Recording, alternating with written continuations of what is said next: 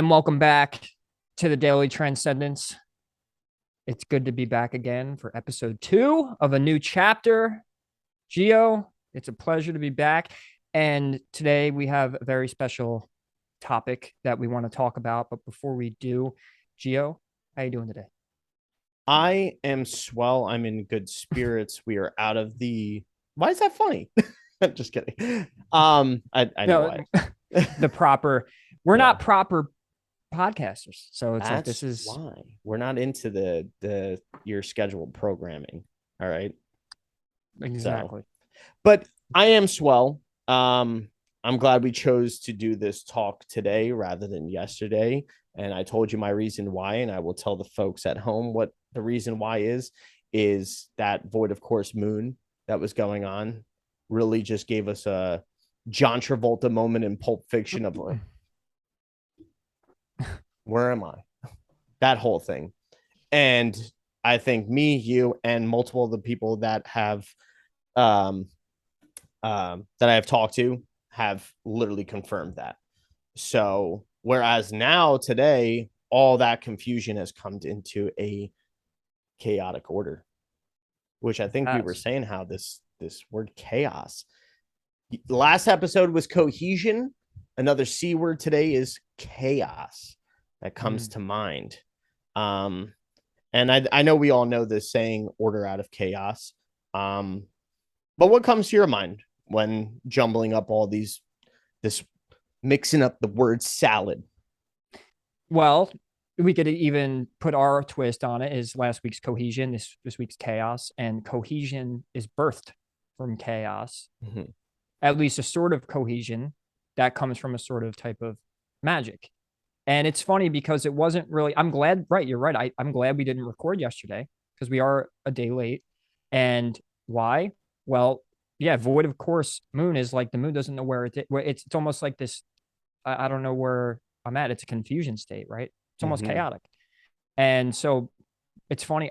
I found this today, and I've known a lot about chaos magic, but I've never fully actually digested what it meant. I always kind of took it as it's this very occulted weird thing. Like it sounds a little bit more like black magic, and I'm not really there yet. And I'm more worried. I'm more focused on the machinations of everything and all that. Why would that matter now? But then I found an article speaking of chaos magic, and it's phenomenal. It's literally, if we were to speak on everything that's happened, whether the past 2 3 years, or if we were talking about 9/11, which is coming up by the way, so we're going to do a talk on that next week. Um, Mm-hmm. but chaos magic tends to actually play into everything that's going on. Today we wanted to focus on more so of getting the listener and ourselves to be more adept in understanding the fact that everything that goes on in magic and in the occult is possible, one, and two, it is overlooked. And what that does is it gives all of us an outside authority. We are no longer our own authority. We are now becoming obedient. We are becoming obedient to something that we don't even know we're doing. We think we are our own authority, whether it's we think we've chosen our political party and that we've made decisions on what we like and what we do and all that. And a lot of the times we do, but outside influences do happen. And for me personally, I look at the human vessel, this body, as a modem. And this modem is more so like it takes in broadcasts and it takes in energies and it transduces them into thoughts and emotions and beliefs and certain insights and all of that. So at times, by looking at it this way, sometimes we don't know what's our own thoughts and what's something else outside of us. So by being aware of stuff like chaos magic and things like the occult, it's not just to study it for conspiracy. It's not just to study it for manifestation. It's not to study it for just oh, magic. I'm fascinated by it. Yes, all three of those things, yeah, that they could be X'd in. But really, where out there is someone explaining how and what it is and what's going on? We're so stuck on the narratives, on pointing out who's the bad guy. We talked about some of this last week, but really, are hard on for chasing the bad guy, the hero's journey, like you spoke of. We just want to slay the dragon. But it's like, well, where did the dragon come from? How did it get here? What does it do? And that's how we can learn to fight the dragon. But we need to learn how to fight the dragon and what the dragon actually is. Is it actually a dragon? Maybe it's something else. Maybe it's a different type of creature. So yeah, you bringing up chaos magic and all that, or the fact that this week's about chaos, it does bring a cohesion to a sort of type of a desired manifestation. And that was, to me, it struck me as, wow. And we'll go into it a little more later on in the talk. But yeah, what's your thoughts? How do you feel about the idea that magic and occult rituals, that, those things being performed on the main stage against humanity? Well, I mean, one, that was an excellent pull into the segment of this, into the whole build of it. Like, exactly. I know the first, our first episode back, could have seemed a little bit of slow running at first, but really wanted to put the nail in the coffin about this whole, if you're going to seek anything when it comes into this, don't seek the power to something like that. You can understand the power, right? With great power comes great responsibility, right? Thank you, Marvel. Or is that DC? Whatever. Either way, no matter what, Marvel, what you should be seeking is the fact that there is an underlying truth to this, and there's underlying value to this. And when you find value for it within yourself and your own being, then you start to learn, if you come into the more unified way of perceiving all of reality, then you start to see how it's a value for all. It's a value for the one. It's the ultimate value, right? And that could get a little complex, but the point is to break it down and simplify it and everything to the point that it becomes this understanding. But that's why it was such a resonance for us, and us talking about this whole regression back, like people ourselves at some point in our timeline, we always get to this certain point of pushing forward with the knowledge, looking into it, achieving this heightened sense of awakeness, but then regressing back somehow. We're falling trapped into this rabbit hole that we constantly call it, right? And some areas look at it as the rabbit hole as being a good thing. But the point is that we can't keep regressing if we're trying to progress, right? And my understanding of it is that 5% of our consciousness resides in physicality, and 95% in the other side of the spectrum, whatever that may be, right? We have a tendency to become a frequency once we step into the frequency, right? No matter which one of these frequencies, it could be a lower or a higher vibrational frequency. And we get stuck in that being and falling into needing to find that next big thing without a rooted satisfaction in your own true essence and your true being, not just your physical life or that 5% of consciousness that you're coming up with that's defining reality. So if we come to that awareness and that understanding that we're jumping into this 5% of consciousness only, well, what are we doing to activate the other 95%, or to have some sort of maneuverability within that 95%, right? You could be aware of the 95%, but still only staying in the 5. That's that whole thing about the fact that we only use 10% of our brain or something like that. Yeah. And I would rephrase that to 10% of our consciousness. Yeah, absolutely. I definitely would too. Whatever, whether it's 5%, 10%. They say the brain. You're right, but yeah. I just no, you don't. I agree with you. You don't use 10% of your brain because you're using both. If you listen to music and you think you think in images and this and that, you're using more. That's more than 10%. I think it's in consciousness for sure. And I'm pretty sure the eyes are the two thieves are more so controlled by uh the more frontal lobes. And yeah, of course other parts of the brain are working for that and everything, but um just think about it. What do we use to see? We constantly want to talk about third eye, all this shit, right? And stuff, and how to open up the third eye, how to see through the third eye, all the exercises, um, all the types of openings that come from it, the pineal gland and everything and stuff. But let's just even look at the ocular perspective and the machinations of how it works. We're always Word of the constantly month. the image that we get, and it's going to lead into when we talk about symbolism and everything. The image that we get that our brain receives it's going to the back of our eye. It's not the front of our eye. It's passing through the front of our eye, but we're not receiving it as the image in the front of our eye. If we were, it'd be upside down, right? It'd be inverted. But maybe that inverted is actually right side up. Maybe we'd be seeing things a little bit more clearly through our sun and our moon. Sun, moon, It's a masonry. whichever. That's I think a masonry reference too. Yeah. And these are the um occult esoteric things that we're going to further break down as we go along. We obviously can't fit everything in uh one sitting here and stuff, but this is the introductory, and this is why you need to stay with us and like it, share it, subscribe. That's what you got to do.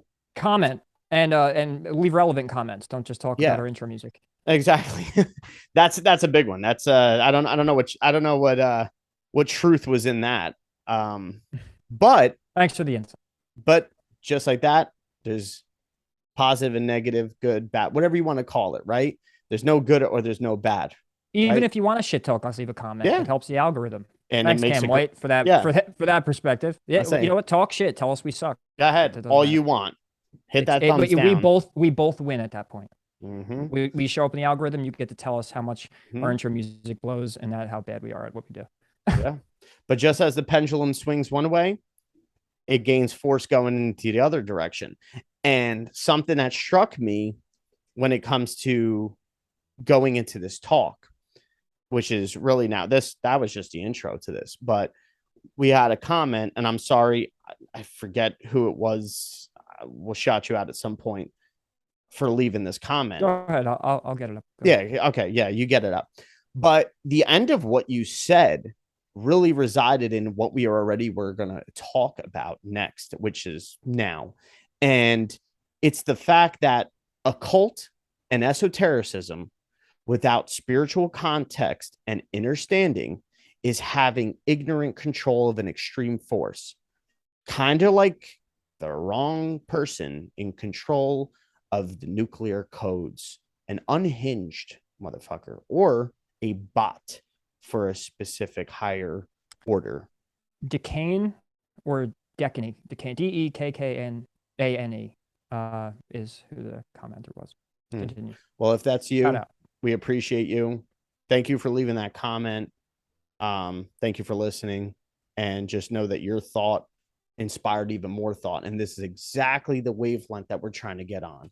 You know, it literally showed a synchronicity already what we're going to talk about.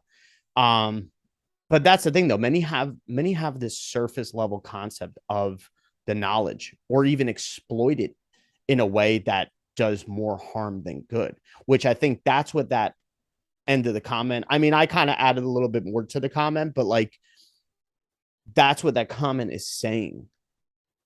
So it's like, how do we become aware of this and filter out the improper and or the misused information we consume or experience? Yeah, it's giving a little kid a loaded gun.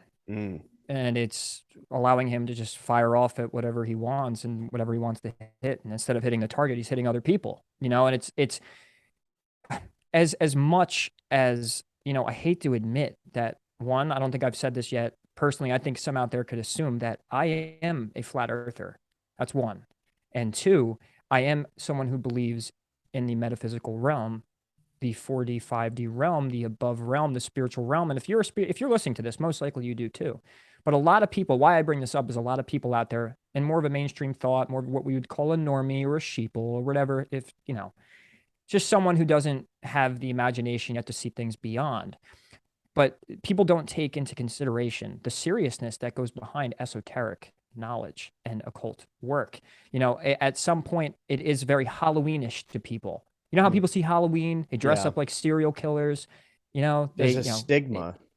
Yeah, but it's also at that point, it's like it's masks and costumes to people, and that there's no significance. There's no, I said it last week too when I had a conversation with my buddy Jimmy, and he's talking about, well, what would be the point of knowing that this secret cabal does a cult, and who cares about that? That this is the politician we need to take down, and this is the plan we need. Totally on the 3D realm, and everything he said but in my opinion, besides that was valid. I get it. Like, okay, we're fighting the war on the 3D. We need to take down this politician or go after this cabal and all that and whatever. The intention's great. A lot of people are like that. The intention is great. You see something wrong with the world. You have an idea of who is in control of who's causing most of the evil and the problems in the world. And most likely we're all correct in some form, some manner that this person's not a good person. They're not doing something good. But going back to my point on esoteric and occult and why it's important is just like your phone receives Wi-Fi, just like the moon affects the tides, just like the sunlight grows plants, information is passed through the metaphysical area of our realm. It passes through the ether, I'd like to call it, right? There's information. There's ethereal conversations being had where information is being transferred to different things. Like you have the mother with the child, and the child goes out, and let's say, God, I hate to be grim, but something happens to the child, and the mother wakes up at 3 a.m. and, oh my God, I just got this bad feeling. Where do you think that intuition comes from? There's conversations being had that we can't see. It's like we're modems, and there's information being tried. So I break this up because a lot of people out there do not see the significance and lack the authority, the spiritual authority in their own life. And ironically, we're entering an age called Aquarius, and Aquarius is ruled by Uranus. And if you look up the definitions of Uranus, Uranus is personal authority. Capricorn is external authority, and Uranus, or Aquarius, is internal authority. It's you being your own. It's being rebellious. It's being revolutionary. It's being the scientist, the genius, your own unique expression. And that's Aquarian energy. We're entering that age. And if you don't, like I said, so this is all in the same realm, right? Most people are like, astrology, bullshit. Rituals, bullshit. You're just overthinking it. And we have to worry about who the president is. We have to worry about what's going on in Ukraine. It all ties in. It's all equally important, if not the metaphysical side, which I would say the metaphysical side is way more important, because whatever, as above, so below, whatever happens on the spiritual realm, in the spiritual, field, is bound to manifest in the physical. So a ritual, say, would be something that we do in the physical, in the 3D, that sends messages and does things in the ether, in the spiritual realm. And then it comes back down and manifests itself in the 3D again. And if you want to call that bullshit too, it's like, well, don't tell me that, because where do you go in your dreams? Don't say that you're in your own mind or your own unconscious, because where is that? Like if you have certain thoughts, I can't cut open your brain or your skull and look in your brain and say, oh, found your depression. Oh, found your attitude, found your personality traits. Where is that? It's in that same realm. It's in the thought realm, the astral realm, the etheric realm. And in that, why it matters more than the 3D is because that's impacting us. It ties in dreams. It ties in astrology. It ties in rituals. It ties in everything that we don't want to believe actually is what we would call occult magic. And we want to address this.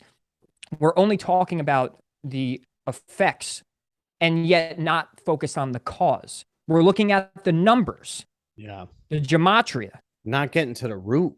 We're not looking at, where the fucking tumor is and where it came from and what's causing it. We're just like, there's a tumor. Oh my God, there's a tumor. Yeah, can you see this? No, it's not a tumor. You're crazy. Look at this conspiracy theorist. There ain't no fucking tumor. A tumor, I'm looking at it. Okay, and then some people come over and say, oh my God, I agree. No, it's a tumor. How did it get there? What did you do? I don't know. I just know it's there.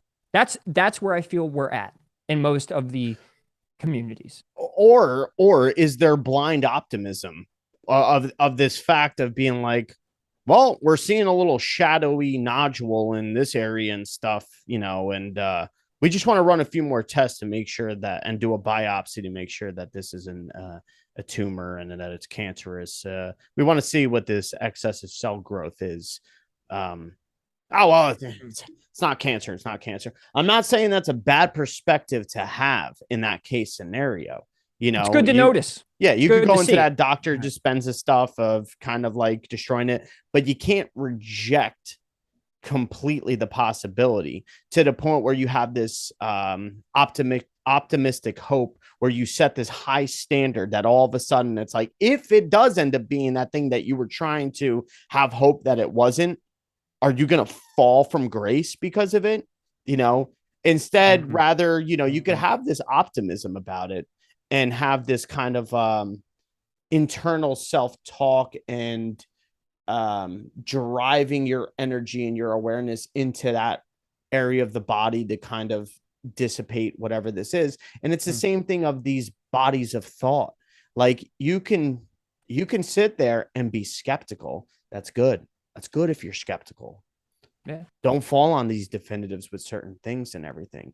You know, everything that we talk about, it may seem definitive, but the only thing that we're definitive about is this let's not get hung up.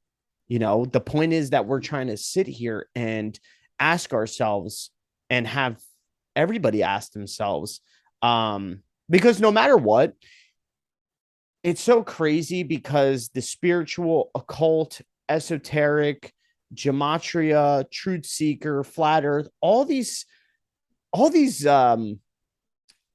groups are like kind of separate, but not separate when it comes to like, you know, forget about the ultimate truth of them synchronizing together for a second. Like when it comes down to it, the way you look at it, they all kind of act a little bit separate. Some of them are connected. There's a lot of people that are in line with the same there's way. Bridges. There's bridges at places, of course. Absolutely. Yeah. Not like it's non-existent. It's so crazy how there's a mass of people that are coming to these awarenesses and in different areas. And a lot of times it leads them to either creating that bridge or crossing over that bridge into a new threshold, right? But the point is that as we're crossing these bridges or opening up these areas and stuff like that, or going into maybe one thing, you know, let's not just think that we're going to go into one thing and all of a sudden just open up heaven's gates just by going into this one thing. You know, like I said last episode, like if it was that easy, that everybody be doing and everybody would be there and it'd be heaven on earth. All right. But the point is that we should be asking ourselves, what is the ultimate goal when intuitively learning and understanding the mechanisms of the hidden knowledge, of metaphysics, of symbolism, of the numbers? How does it transfer back to the self?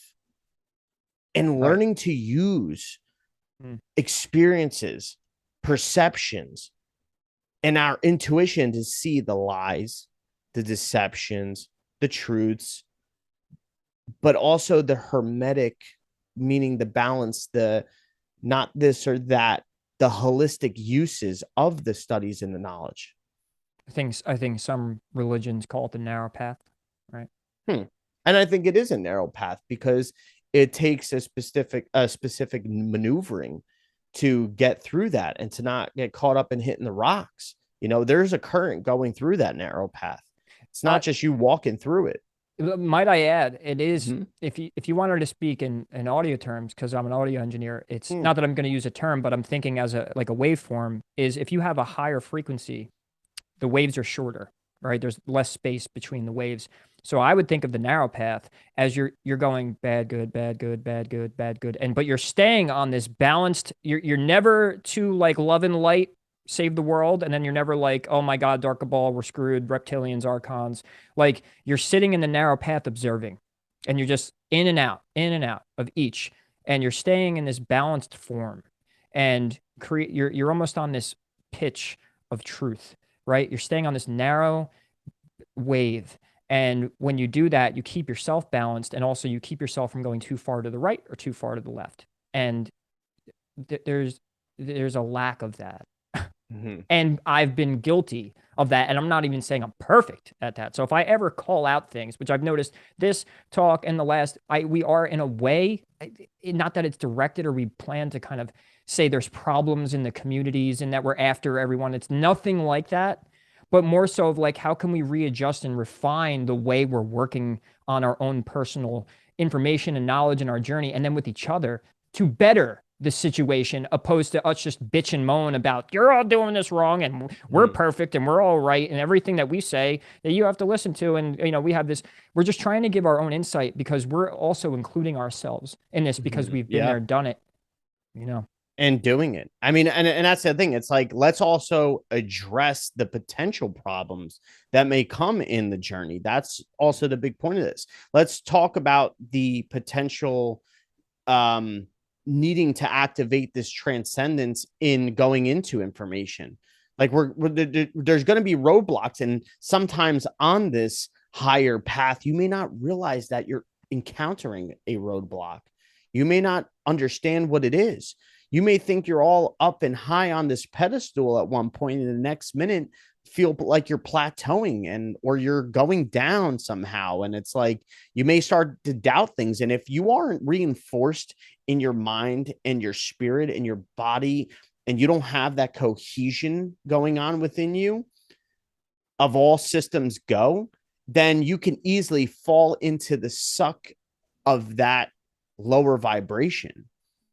But something I want to talk about to get into this more so of the occult and the esoteric, kind of as an example and kind of addressing maybe a part of confusion when it comes to things is the this would be more so for the people that kind of have that interest or look towards the look through that lens of the ancient stories or the origins and the mythos of gods and those stories and stuff like that, right? Maybe that's your pathway, and this would be for you, right? So we have to think about it as far as what we're saying here when it comes to everything, when it comes to occult, rituals, magic, all that, the esoteric, even astrology, which is in the esoteric. But is we need to talk about learning how to have this facilitation, understanding or understanding of the facilitation of forces. We'll just leave it at that. Forces, right? This transference of energy, the origin points, the replications of these forces through rituals and through magic. We think about like, oh, well, what is good and what is bad? We have to always come back to these simple terms. So what is good and what is bad? So like, for example, if we're looking at like, a lot of people like to look at the Sumerian civilization, right? Sumeria, right? Sumer, it translates to the civilized king, right? You constantly have this battle between sky beings that are supposedly looked at as good and the more ground earth beings looked at as bad or fallen from grace in some sort of way. And there's always this depiction of the birdmen fighting against the earth beings or the Uruk or the Uru, right? And those would also translate to your Pan, to Dionysus. That's what I'm saying. You have to make these connections. Dionysus, the moon god, Sin, Nanner. All they mean when it says these earth beings is the lowered, or the Lord, right? That's what it really is. The Lord. The Lord is the physical, have been brought down. So whether you want to look at these beings as actually physical, okay, they could have been physical at some point. It's the same thing even with Christ. Sure, could he come back in a physical body? Absolutely. But let's not get hung up on that. Let's understand the internal process of this physical representation. If you want to get physical, let's get physical within ourselves. Let's get physical. We want to get physical. No, but really though, that's really what you have to do. So the sky or the air or the Aryan think to be above, or as this has been passed down, is always thought to have been above in some sort of way, right? Either way, they become divided in this process of thought, and they're not here. They're not together in this context. And that's what we're trying to learn through these stories. Not the fact of who's good, who's bad, who we got to align with, something like that. We have to understand the conflict, the origin of the conflict, the friction that occurs through the conflict. So, being encapsulated by the division process and creation, but seeing nothing else is going to create this constant replication of this destructive nature. I'll let you interject on that. I mean that's kind of something how I've came into this, that is kind of allowing me to, for me personally, that's kind of how I grew into this, was a lot of the so-called historical things that people literalize. And even at one point I literalized, but like now when I get to this metaphysical level, I'm like, all right, well, what does this mean for me?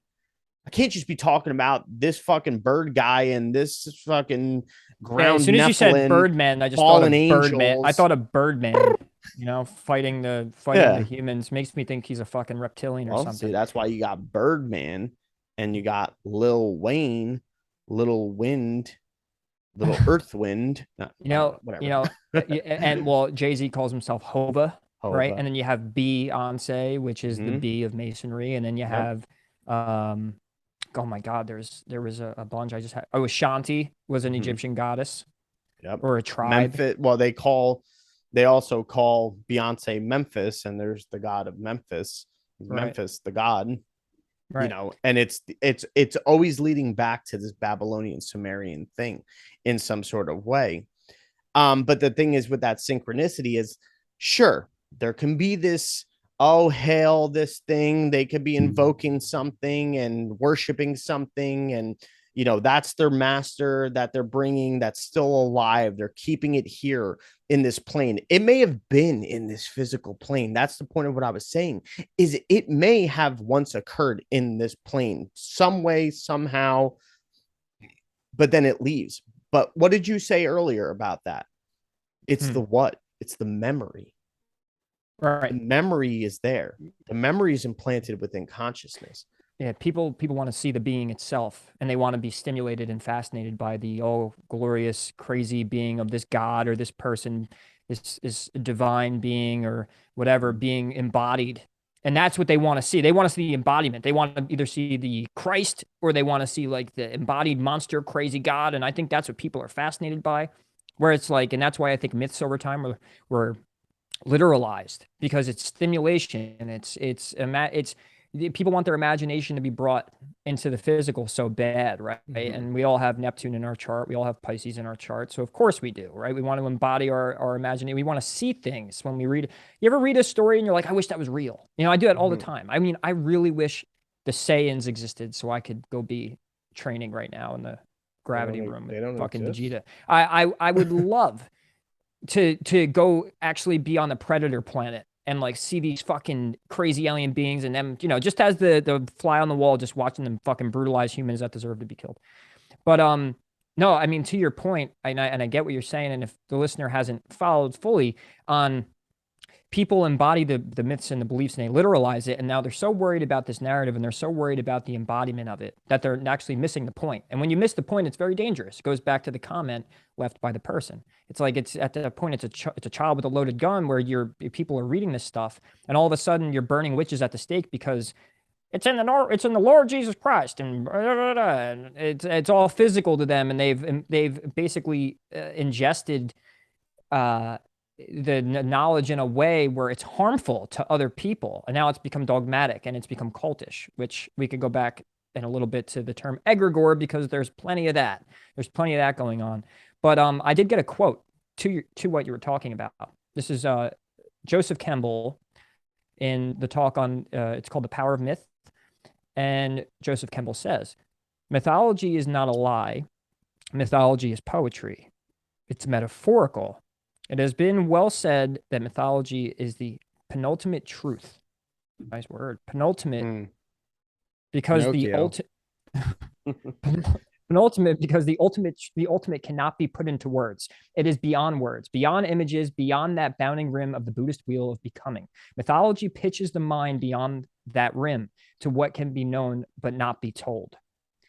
It's portraying an idea that words can't say. You could try to. You could try your best to do it.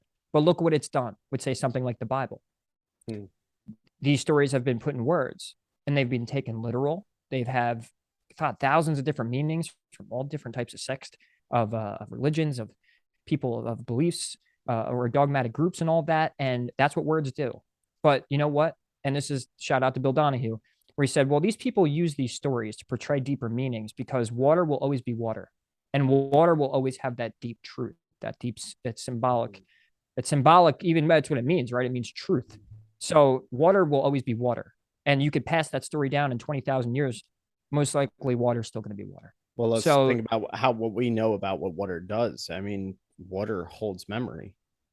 right, right. So there, and that's the see, and like that's the symbolism at work. And it's beautiful because you know what's funny? Astrology taught us this. And I was always talking about astrology. Yep, fuck off. The astrology teaches you to think like that. You know, it what it does is it primes your mind to think holistically and in symbols, and you learn that that's what the esoteric and metaphysical side to knowledge is all about. It's symbolizing things through a myth, through stories, through a god. But technically, most of the time, it's something beyond this realm. It's a form of consciousness. It's a certain type of thought that's going to reflect many things on this realm, not just one. It has a polarity. It has a good side. It has a bad side. Look at the Nazi symbol, the swastika. It has a good side and it has a bad side. That symbol now has two representations. You could look at that and go, oh my God, you know, Hitler. Or you could look at the other side and say, oh, spiritual power, right? So symbols tell a story, and sometimes tell a story that you just can't properly put in words unless you write a whole fucking book about it. And a lot of the times, even that, explaining it, you're not going to get across to the reader. Everybody's going to read it differently and believe it differently, and they're going to interpret it in a different way. And I think by misunderstanding, now reverting back to our point here, it's taking this occult how you have to be a holistic thinker, and you have to not be attached to narratives to understand it and to apply it properly. And if you don't, it is that loaded gun. And with that, that's what we're doing with the conspiracy theories. And that's what we're doing with Korea. And that's what we're doing with all those things. We're actually giving our authority away and being obedient to exactly what that occult magic wants us to do. It wants us to feed it energy. It wants us to give it attention. And then you'll have people out there saying, well, you know, those people that just fucking say ignore it and positive and love and light. And if you, whatever you think about comes about. No, I'm not thinking that at all. I'm saying that you have to almost beat it at its own game. You have to understand the dynamics and understand the mechanisms of how these things work before you just say, oh, well, we'll just grab the protest signs and all. I'm repeating myself from last week, but it's really like, just to take physical action in the 3D realm and just make YouTube videos and tell people to join along and pay your monthly Patreon account and all of that, when yet the mechanisms, the real mechanisms of the occult and how it works, these are the deeper work. You have to do the work. If you don't, I'm literally claiming that if you don't read deep into things, you're just going to see things as either bad or good. You're not going to see that narrow path, and you're going to constantly shoot yourself in the foot and shoot other people in the foot, sometimes in the head. Yeah, you're gonna keep that you're gonna keep replicating that illusion of duality. You know, I mean, and that's the thing. It's like we were talking about, you know, understanding the facility. You know, how do we actually understand this facilitation of these forces? I mean, one most obvious look, when you want to go back to the ancient stories, when you want to go back to anything of that's the occult that's talking about these beings or deities, these angels, gods, the rituals, everything that encompasses that area. It's how did they facilitate it? Through us. That's the thing. It's Right. always somehow through the humans, through mankind. That's how they facilitate it. So what is that telling us? That there's power within us, and there's obviously a use of our power. There's also a hijacking of our power, but there's also ability to harness our power. There's also an ability to use that, to not allow it to be used against us. You know, that goes back to the thing we were saying right in the beginning of this chaos magic. It's using our own fears, using our own emotions, using our power against us in this way. And you want to blame some sort of government official, senator, president, parliament member, which is playing out at times. Yes, and that's the thing. We're going to explain that. Like, we're going to explain that, but you have to understand above that. You have to overstand that shit. Understand everything, but you still have to overstand these physical things to get to this point of realizing that it's like, it's not just one man. It's not just one system or side of this physical plane that's doing this. For all we know, and I think we were talking about this earlier, for all we know, there's this overarching archon, demiurge, whatever you want to call it. You can use all the names in the book. There could be two when it comes down to the closest to us, right, of a demiurge. There could be two trying to grapple control of this physical plane. And if we really understood and took it in at first glance from our physical perspective of what we know is good and bad, or good and evil and all that stuff, we might ultimately end up seeing that, oh, none of those are good. It could very much be that. So why are you trying to side with something? Why are you trying to hang on the fact of, well, the thing is, Aleister Crowley, you know, said this, so I'm going with him. Yeah, but you know what? Rudolf Steiner said that, and he talks about this. You know, yeah, but do you know how to cultivate and culminate the knowledge? This is the whole point of everything that we're trying to say when it comes to this. You know, Amen. Yeah, for real though. Like, I mean, that's the thing. It's like, listen, granted, we're not talking to people that are just newly getting into some of this information. Maybe some of the things that we used as examples, even if you go back to previous episodes, maybe you never heard of these things. It's okay. Take your time. You don't need to jump ship. You don't need to right away hop. Stay where you're at. Use your intuition. Learn to unlock your intuition first. Because trust me, you could be a mind person, Ray.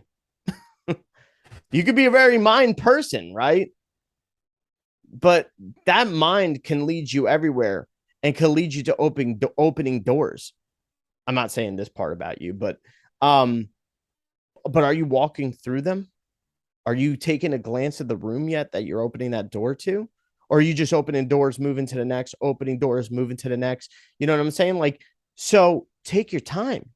Allow yourself to activate your intuition.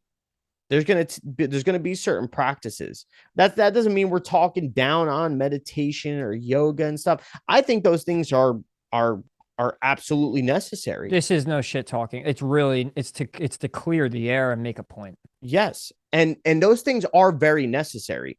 Don't get us wrong. Like, we're not saying don't meditate, don't do yoga, don't do the basic spiritual things, even if you don't consider them basic. We're not attacking that. It's the fact that it's like, well, are you just following a trend, or are you personalizing it to try to allow it to go in coherence with your actual internal feelings, your natural state? Like, are you getting to that? Like, are you infusing that when you're going into the knowledge of things and everything? Like, that's where you have to be asking yourself questions. So, the thing is, like, you know, you have to, when it comes to now of this realization and this understanding, right? Of, it's not good, it's not bad, it's not that. You're coming from a hermetic standpoint and everything. There comes a point where you have to force the energies together. This is the ultimate thing when it came to this origin point of this division. We divided once the mind started coming into matter. That was the first division, right? Mind started, matter ultimately is created, right? And there's many steps and processes in between. So we have to learn that all those separate culminations, a lot of it could have been very aware and conscious of its origin point, and a lot of it could have started gaining its own consciousness, right? We have to take that in consideration. Now, that's a possibility. I mean, look at us now. We seem very separate from the source. We identify ourselves most of the time as very separate from source. Even the people that say you're Christians and Catholics and religious people, they think and say that they're very connected to source, but there's a lot that says otherwise, right? But you have to force the energies. Maybe force is not the word, but it's the force itself that when you're end up ultimately doing when coming into this information is you're forcing the energies together of the warring parts, and it activates and defeats the war within. So it's the same thing when it comes to the perception of this red versus blue, Anunnaki versus Draconian, this versus that, donkey versus elephant, whatever it may be, right? And you can use so many examples, but when you can learn to perceive it and bring it back into one and understand or understand the fact of where the origin points are coming from, how they have done that diamond shape, right? They came from the one point, spread outward, and need to come back. And they're going to keep doing that. And that's also a representation of the double helix in the same sense, right? Creation needs to split and divide in order to keep happening. But there's also needs to be a remembrance, a memory, a resonance, a code to know what the origin point is. We're just trying to become conscious of that so that we can live to our fullest potential. And as we keep going, as our soul, whatever and stuff, whether it's reincarnation, whether it's to Shangri-La, fucking heaven, whatever it may be, the next point from here in this physical plane, we're making use of it. That's the whole point of it. I digress. Amen. Well said. And that's, it goes to where are we focused? Where are we putting our energy? And do we know what we're doing with it? And like, it's still to this day, I feel like when people use the language, I said this a long time ago, when they use the word transcendence, do you know what that means? Do you know what a ritual really is? Do you know the workings of esotericism? Do you know what all this stuff really, if someone was out there that was religious and they actually took the time, which you have cognitive dissonance, you have the egregore, you have the programming, but sometimes it really, if you just take the time to shut up and I'm not saying just listen, or I'm not just saying hear the person, but listen and process certain things, you'll see that there's a lot of value in to continue to expand the mind on the things you learn. People stop at, well, if we're just good, we follow the word of Jesus, we're good. There ain't none, and then you have pedophiles living along, somebody will rape a kid and then they go to confession on Sunday and they're like, oh, well, I'm just following the word of Jesus. It's okay. I lived my shitty 5-6 days of the week. Now I'm here on Sunday and I'm just going to confess and I'm good. And people really believe that. This is what dogma has created. It might not be you at home right now. It might not be anybody here listening, but this is what, this is what that stuff has created. Right. So it's really about where's the awareness? What are you focused on? Because clearly, whatever we're doing up to this point has not worked. And then I hate that excuse, by the way, of, well, it's God's will. It's God's will. The bad guys and all that, and maybe it is, but in the context it's used, it's kind of just like, wow, fuck it. That's really when people say it's God's will, it's kind of like, I have no good argument. Fuck it, it's God's will. It's the word of Jesus Christ. And right now I'm focused on Christianity, but it goes with a lot of other things. Love and light and all that. Let be. Let God, let go, let God. And all of that stuff's true in context, though. Yeah. In specific context. I really revert back to the tumor metaphor, right? If you know a tumor is there, you have to do something about it or you will die, right? And so if our society as an organism like it is, and we're the cells of that society that make it tick and make it run and make the heartbeat and make it everything. We run the society. We are the society. We are the organism of what we call Earth in the society. And we have a growth called government or evil cabal or these evil Kabbalists, whatever they are. Yes, they're there. We know the tumor, but now, how did it get there? How do we get rid of it? Are we expanding our mind to different ideas? And I'm emphasizing today that the esoteric understanding, overstanding, whatever the fuck standing, is actually vital. Because if you don't know that there's etheric conversations being had, there's vibrations being sent from the stars, from us, from our modems and our Wi-Fi, from whatever it is, everything talks in this universe, everything is vibration. Look at the quote from Nikola Tesla. Want to understand the secrets of the universe? It's, vibration, frequency, and energy, right? So that says something, that everything's vibrating. We're all communicating. We all get that intuition because we're connected to other people. We have energy cords or whatever whatever visual you want to use, but there are, and simple things prove this truth. The fact that if you're outside and your phone gets internet and you can receive a phone call, there's transmissions going on through space that we can't see, that is sending information. It's easy to forget how simple that thought is of, if I'm sitting on my bed and I have my phone in my hand and all of a sudden I'm watching a movie and I just transferred it over from my computer. I airdropped it over to my computer or from my computer to my phone. How did it get to the phone? How are we recording this? Do you remember this talk 2 years ago, Gio? It's the whole antenna thing and the satellite and how all this information is being transferred through. Understanding, overstanding, what the fuck ever. It's esoteric knowledge. It's metaphysics. It's seeing beyond it. We're just pointing at the effect. We're not focused on the cause much. There are channels out there. There are people out there that do talk about this. This is not our original idea. I mainly look at what's trending, what people are saying a lot on TikTok and YouTube and all of that, and where the focus usually is on the dominant side of things. You have people speaking even better. I'm considering what I'm saying truth better than what I'm doing. I'm not the best at what I do. Not yet, at least. Says the South Node Leo, Sagittarius rising. Soon, though. But yeah, like we're the analytical cohesion, transcendental utilization of all this. That's really what I'm starting to see, that's our role of it, is that we're trying to take these things and these deeper things. Because where do you think? You think you think we just come up with this shit out of nowhere? We're not going to bullshit people and just be like, well, I channeled this. And it's like, don't get me wrong. Channeling is real, right? Getting in flow state is real.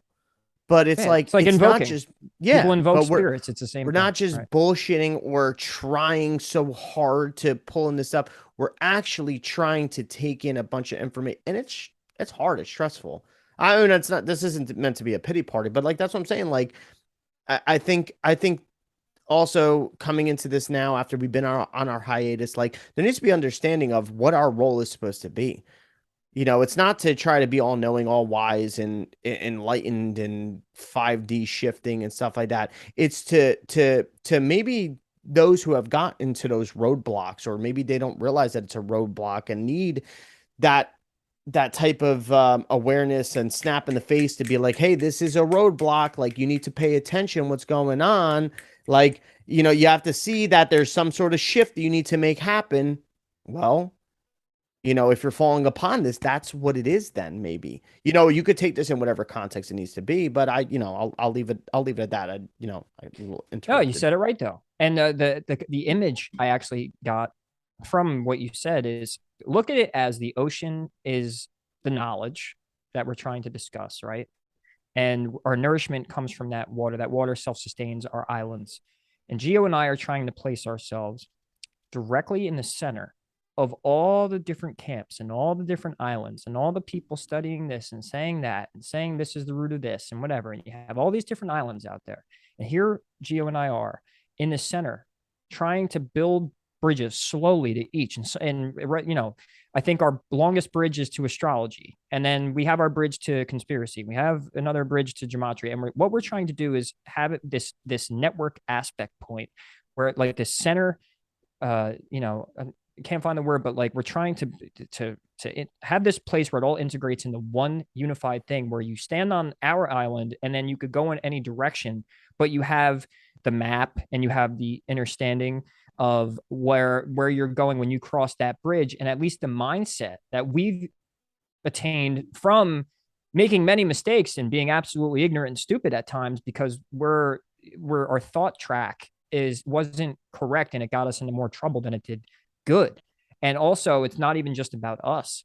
It's about the community of people. It's about humanity. It's about the whole 360. Like when I mentioned that metaphor, I'm not just saying, oh, I'm building bridges to each of the islands to whatever to go grab the information I need and bring it back to myself for my own nourishment so I can survive. It's like, no, I'm trying to make it this whole unified network. We are. And that's our job. And it isn't easy because, well, what did we talk about this week, Gio? Well, we could talk about astrology, or we could talk about conspiracy, or we could talk about, it's like, well, we're here to transcend all of it. So it is not easy. So guess what? We're not worried about a fucking intro track, right? Yeah. We don't care. Our focus wasn't on the intro track. And if anybody doesn't know, I won't even say it, but just go to our video of our first video back and you'll see. But, you know, not that I'm ass hurt. It might sound like it. Maybe I am. Maybe a little bit. Maybe you got me a little bit. But also we listen. It's not good. It's not bad. But we do listen. And my feelings aren't hurt. But now you got me thinking. So anyway, but yeah, that's kind of the visual I get. And that's what I really want to do. I know it's what Gio wants to do, is we want to take everything and bring it all into one and say, let's stop fighting as camps and unify more. And trust me, there's people out there going, well, I am a flat earther and I'm in gematria and I do stuff. Yes, you're probably out there, but we are the minority of the minority. We are like the 2% of the like 5% of the population that actually studies this stuff, or whatever the percentage is. 10% of the world is awakened. The true synchronization, the true syncretist, I guess, if you want to use a word, because obviously we have to use the language at times. Like it's what's going to happen in order to get some sort of languages are symbol. Yeah, of course. Yeah, exactly. And that's going to even be more of the further of everything. But like, yeah, we're definitely the minority when it comes to the syncretist community, because here's the thing. It's like, we're not going to say fuck all to, fuck all to anything else, like everything else and stuff like that. Like, bro, I'll take globe earth and flat earth and somehow transcend it into one. That's what we do. That's the point of this. Yeah, I'm not going to keep martyrdoming ourselves. No, that's not the goal either. But it is to point out what our mindset is. How's that? Right? It's like what if you were to ask us? If you were to ask us, yeah. If you don't know why you're still listening to this podcast, like if you're like, well, where are they going with it? Well, it's literally to take knowledge and ground it into practical, valuable outlooks and perspectives, a primer, right? Of like going into this stuff. And it's what's going to prevent the roadblocks. It's what's going to prevent you from seeing things and falling into some dogmatic point of view and being stuck and also being led astray. And I've heard plenty of other people, Sivan Bomar, Bro Sanchez, some of my most favorite YouTubers right now. Yeah. And what did they say? We're running out of fucking time. We got to hurry the fuck up in a way. I mean, I don't want to rush anyone, but the point is we got to stop doodling around, right? Nothing is going to change if we don't change it. So in a way, I think they're just speaking on urgency. Like, hey, like, dude, we've been studying this for how long and we've seen it, man. How much is it going to take? How much evidence do we have to give? And I think that the problem is the mindset, and it's where people are coming from.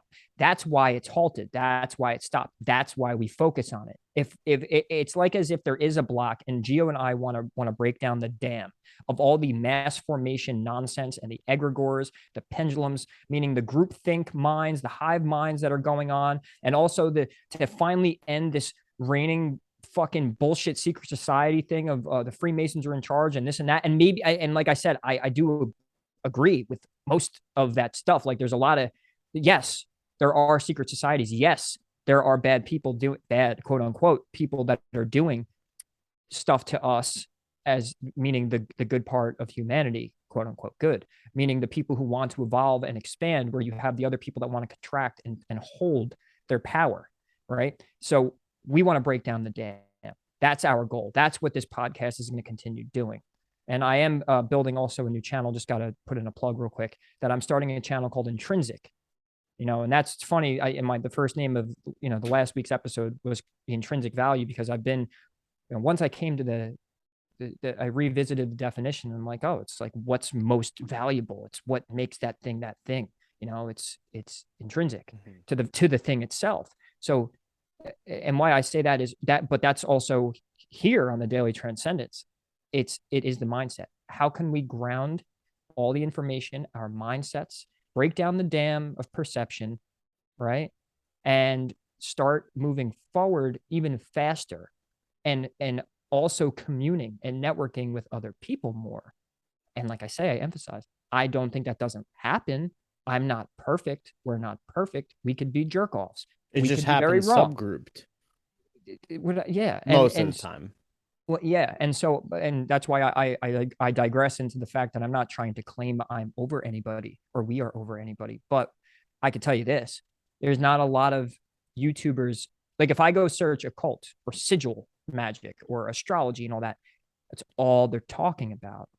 They're not, or that's who they're working with. And maybe they're meant to do that.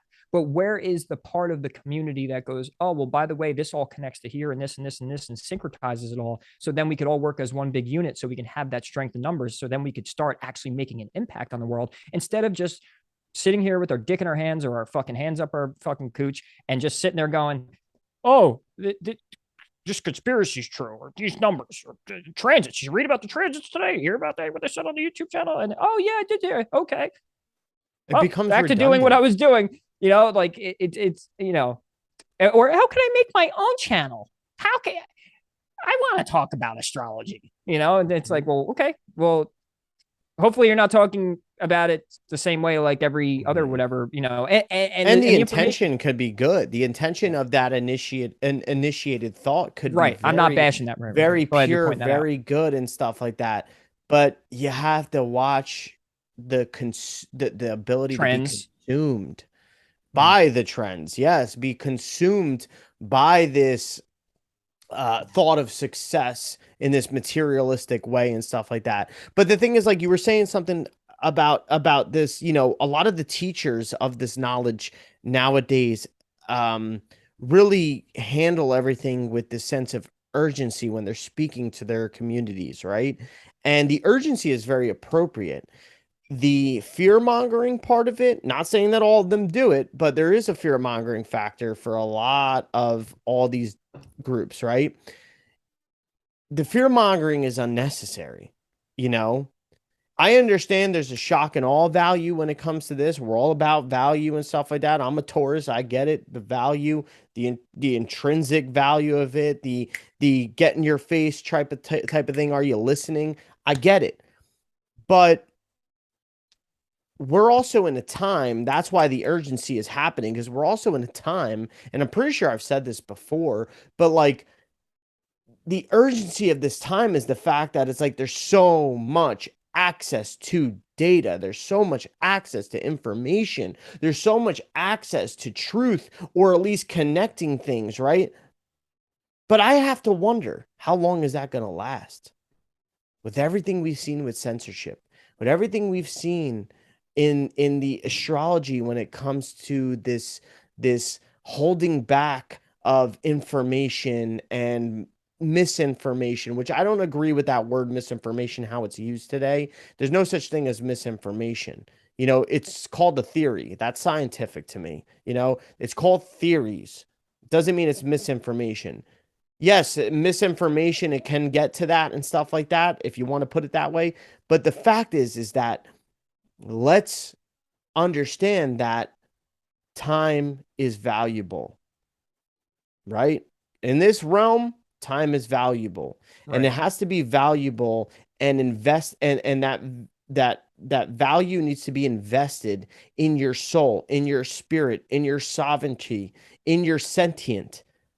It needs to be put in that way.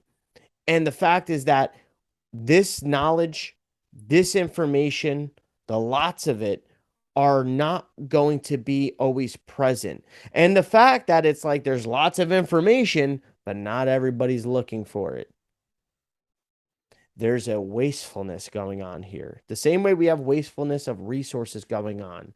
You know, you can symbolically turn that in any sort of way. It's like we got people starving in LA and in the United States, and people that are the homeless crisis and everything crisis here in the United States, but let's just keep sending billions and billions and billions to Ukraine and billions to this proxy war, right?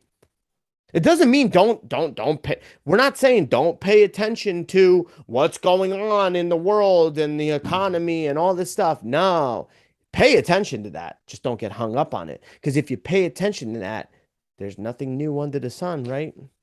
Yeah, you know, and let me just please. I just said this to my mother actually the other day because she was talking about politics and talking about Joe Biden and Trump and all that. And I'm sitting there going, do we all forget that we acted like these were the only two people too, Yeah. and we allowed that as well. Yeah. And then when people want to get live, you know, they have their rationale, right? Like they want to come back and they go, well, you know, it's the people with the money that run the campaigns. It's like, did you just see what you like? Do you pay attention to what you say? Oh, well, the people that are supposedly voted in or have the money to run the campaigns. So we want to give the guy in the suit or the woman in the suit who has the money and the power to run the campaigns and How all are they that getting the shit. money? Well, yeah, we don't want to ask that question, but we Us. also don't want to well, yeah, exactly laundering and all that bullshit too, and all. But are we? That's what he's like saying there. It's like this specific thing is happening. We're looking at the effect. What caused it? What caused Joe Biden to be president, or Trump? Because by the way, I'm not for fucking both. They're both old, corrupt. How does fucking anybody cocksuckers. get into office? I am not for both, by the way.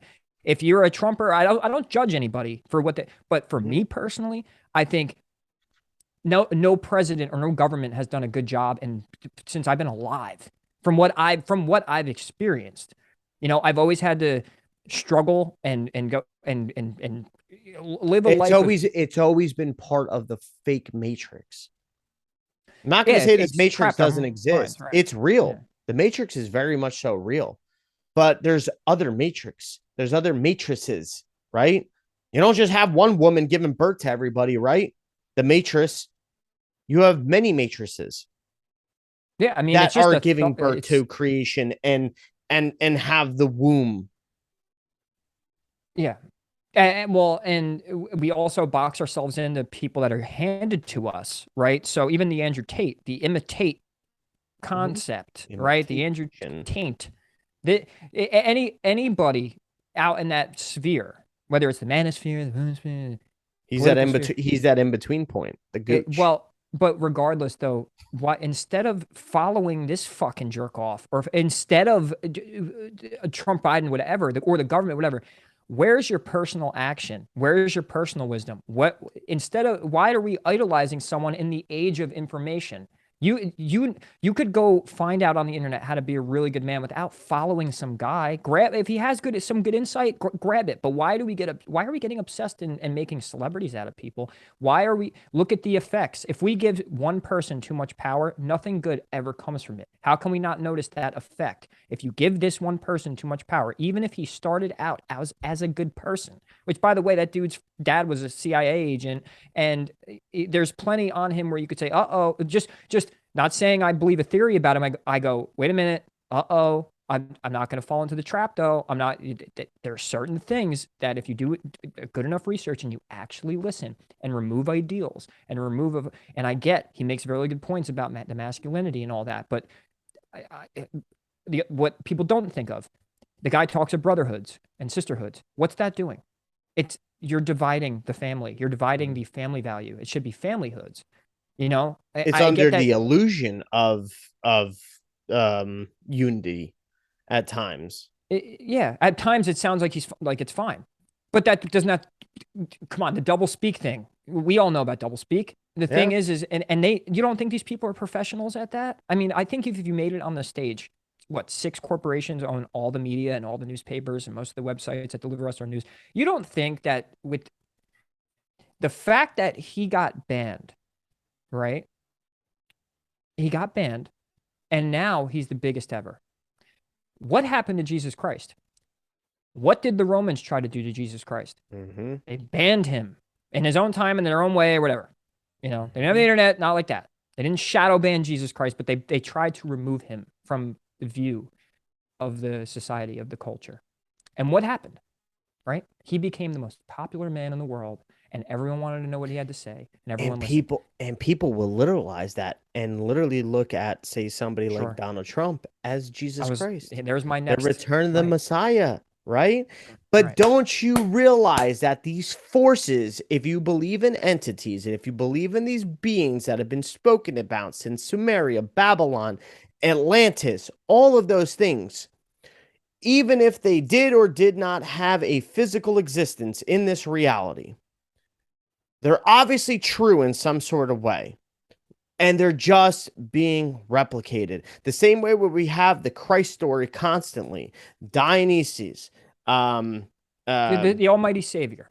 yes, Krishna, which came before Christ, which is the same story, by the way. Yes, Krishna, Dionysus, Brahma, Mithra. Abraham, like, yeah, Mithra, like all these stories, Isis, Ra, sun gods, gods of Venus, all these gods, deifying things. Right. That's the whole point that is encompassing everything that we're trying to say, is the fact that it's like, nothing don't ignore them. Yeah, nothing new under the sun. Don't ignore them. Don't ignore them at all. Like, that's the thing, that you have some of these channels and everything trying to tell you to ignore these things and to not give them energy. And to a degree, that is absolutely appropriate. But the thing is, like, we have to understand our own current before we try to understand the current of the universe.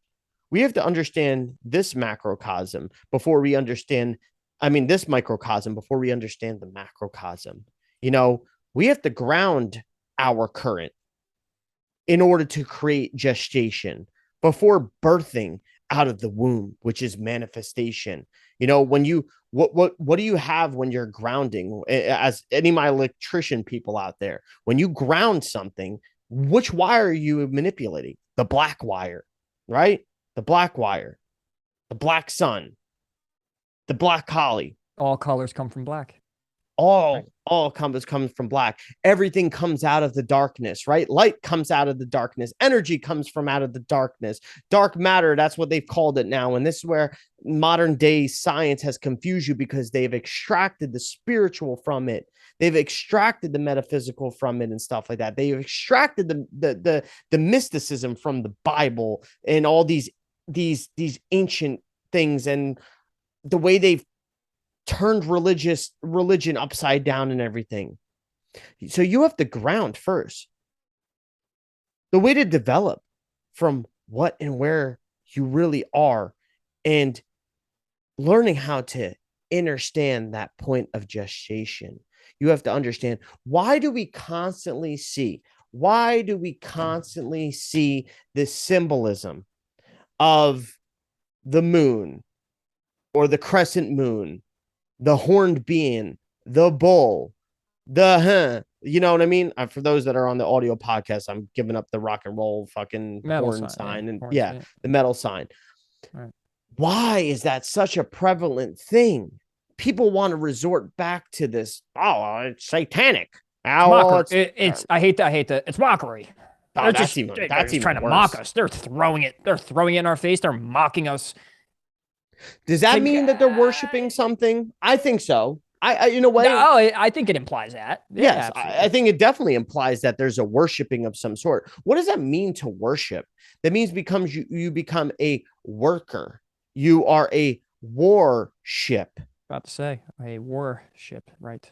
Exactly. So you are going into battle for that thing, right? You are going to ride the currents into war for that thing, right? Mm-hmm. So this is the ritualistic invocation process that you may see. But does it mean that it's evil? Because then again, you could look at it on the other side of some of this, because a lot of people like Saban Bomar and you know, all these people have looked at the flip side of these things and have told you how they are inverted when it comes to these perspectives and these uses, right? They definitely are inverted. There's no doubt about that. There's an inversion of these symbolic things and the depiction of nature in so many ways. But what does that mean for you, though, when it comes down to it? That it'd be like, okay, well, how am I going to turn it right backside up? How am I not going to fall into that trap? How am I not going to make sure? Well, one, just make sure that you ain't worshiping it, you know, that it's not your whole life. You have to understand it. And maybe we have to do a whole episode on what truly understanding really means. And we'll do that if necessary. Throw it in the comments if you think that that's necessary. But like this whole thing of even that bull sign and all that stuff, I'm going to use that as an example. That it's all about fertility. What does fertility lead to? It leads to the matrix, the womb, creation, receptivity, generation. Where's the generation coming into the womb? The sperm into the egg, right? There's many sperms fighting, right? There's many gods fighting, right? But you only have a handful of goddesses. Do you not? Right? Don't you hear that in the stories? This is called syncretism, right? You put those two things together. You learn it in that way and you understand, well, what is that? Maybe the bad guy, if there is a bad guy, what are they after then? They're after our genetics. And don't personalize it. It's not about you. It's not about this politician. It's not about this people. Those people are just the knights, the rooks of the king and the queen. You think the Queen of England is the queen? The Queen of England is not the queen. I was about to say, yeah, we shouldn't assume who we know. The people of this we could earth tell are when not someone's that. pawns or rooks or They're whatever. the lords, the lowered brethrens, the lowered. Angels. Yes, they're the reincarnation of the fallen angels, the activation of those things, the divine birthrights as they consider themselves, right? So what does that tell you? That man is not in control. To stop falling on the numbers, stop falling on the conspiracy, stop falling on the fact that you think that it's this person that you need to go after. And I'm just so sick of hearing that. And it's so easy. There's even the most unaware people will go into that aspect. Even the most people that don't know shit about shit when it comes to it's not, I think most of the time it's novelty and entertainment for most. But I sit there and I say, good. You've knocked at the door. You didn't even open the door, but you knocked at it. And I'm happy that you did. And that's how we have to treat people where they're coming from. That's how you're going to unite this community into one. Truly, that's what I think. Preach, you know, and I will. and I guess too is so by seeing that, right, is like gaining the holistic mindset of these things. So now if we understand that the ether is some sort of communication, it's some medium, and that we could see the reality of that information is transferred, yet we're pretty uneducated about how that works and what that is. I mean, God, there's like 10 names for the ether itself. Dark matter, I forget, there's a whole laundry list of what that's called, but yeah, now we could look, if we can see the reality of that, and that our minds are affected by unseen forces, then when we talk, I won't have any more phone calls of someone telling me it's nonsense to talk about the occult or anything like that. We should just focus on the politics, and we should just focus on the bad people and the laws and the things signed and the wars going on. And it's like, all that is cool, but you're looking at the effect. And if you think otherwise, that's the delay. That's the delay of the higher shit going on. Exactly. Actually. Right. It is the delay, because everything happens on the spiritual realm, and then they already agreed upon all those things that they said that might happen, they're going to do. That's already agreed upon and is going to happen. They're just bringing it into your awareness to solidify it at that point. Yeah, predictive programming, right? Like, I mean, why do you think? I mean, God, how many years? What was it? 2020 when Kobe died, and in 2017 there was a cartoon where he dies in a helicopter crash. I mean, come on now. When people who deny that, now, you know who ruins it for people who are like me, who are trying to explain, like, no, wait, there's something going on here. The people who jump in with the narrative, oh, it's the Illuminati, and this is what they did, and this whatever, and they go objectively into this. It's a cop And anybody, you ever have here's a good example of this. Have you ever had anybody tell you to watch a movie or listen to an album, and because they go, you got to listen to it, you don't? That the human mind, does this thing where someone, dude, that, and there was some other ones. I mean, so many other ones. It took me a year to watch Westworld. Stranger Things, bro. I know that they're good. They're good in their own ways. Yeah, it might be entertaining. It might feed my spirit. It might be really good. But once you tell me I gotta watch it, it's like NLP, right? It's like neurolinguistic programming. It's like, once you tell my subconscious, which has a firewall, I gotta do something. What's the nature of a human being? It's I'll wait till the irrelevance. Right. So or I'm not doing something that you said I have to do. You know, and it's for some reason it's a programming we have, but then it goes back to the knowledge stuff, right? It's like when someone's like, bro, you got to see this fucking Kobe. He's like, it is a conspiracy, and the Illuminati did do it. And even if any of that stuff's true, that's not my point. I'm not going after the narrative on what anybody thinks happened. I do think many things about that, and in other episodes and other videos we create, we could definitely, you know, go into that, but more so the fact that look at the nature of that, right? People don't pay attention to that. It's like, when someone tells me to do something, like even as simple as listen to the song, you're going to enjoy it. It actually, there is this level of like, now I don't want to do it. Now I don't want to do it. And sometimes it's unconscious. So the same thing with information, right? If you're like, praise Jesus, and the Illuminati is this, the Jesuits are that, and the numbers are this, and right? It blocks that, you know, that person is probably not going to listen, or they're going to smite you and make fun of you and think you're crazy. The delivery is so important. And our mind, I mean, what has this talk been about? It's been about just mindset, awareness. What are we aware of? Where are we going with this stuff? How do we approach it? Are we worried about who and the movie side of it? Who's the bad guy? It's like Criminal Minds. It's like, all I want to know is, well, who's the killer? It's like we've been primed for that. It's like, who's the killer? I want to know who the killer is. Are you paying attention to the investigation? That's the best part of the whole show. Most people just why are they killing? Why and what did they do and how? It's always back to that, right? I literally have it written down in many places in my journal. The what and how is so much more important than the who and the where. They're important, but they're not as important, because if I could see that symbols are repeating, and 9/11 is another big day that where, God, there's so much symbolism. Even the astrology is so aligned, and the numerology of it, flight 77 on the 77th meridian. And I think one of the buildings is 77 stories taller. I think it was the Pentagon or something, right? And then 47 was another one.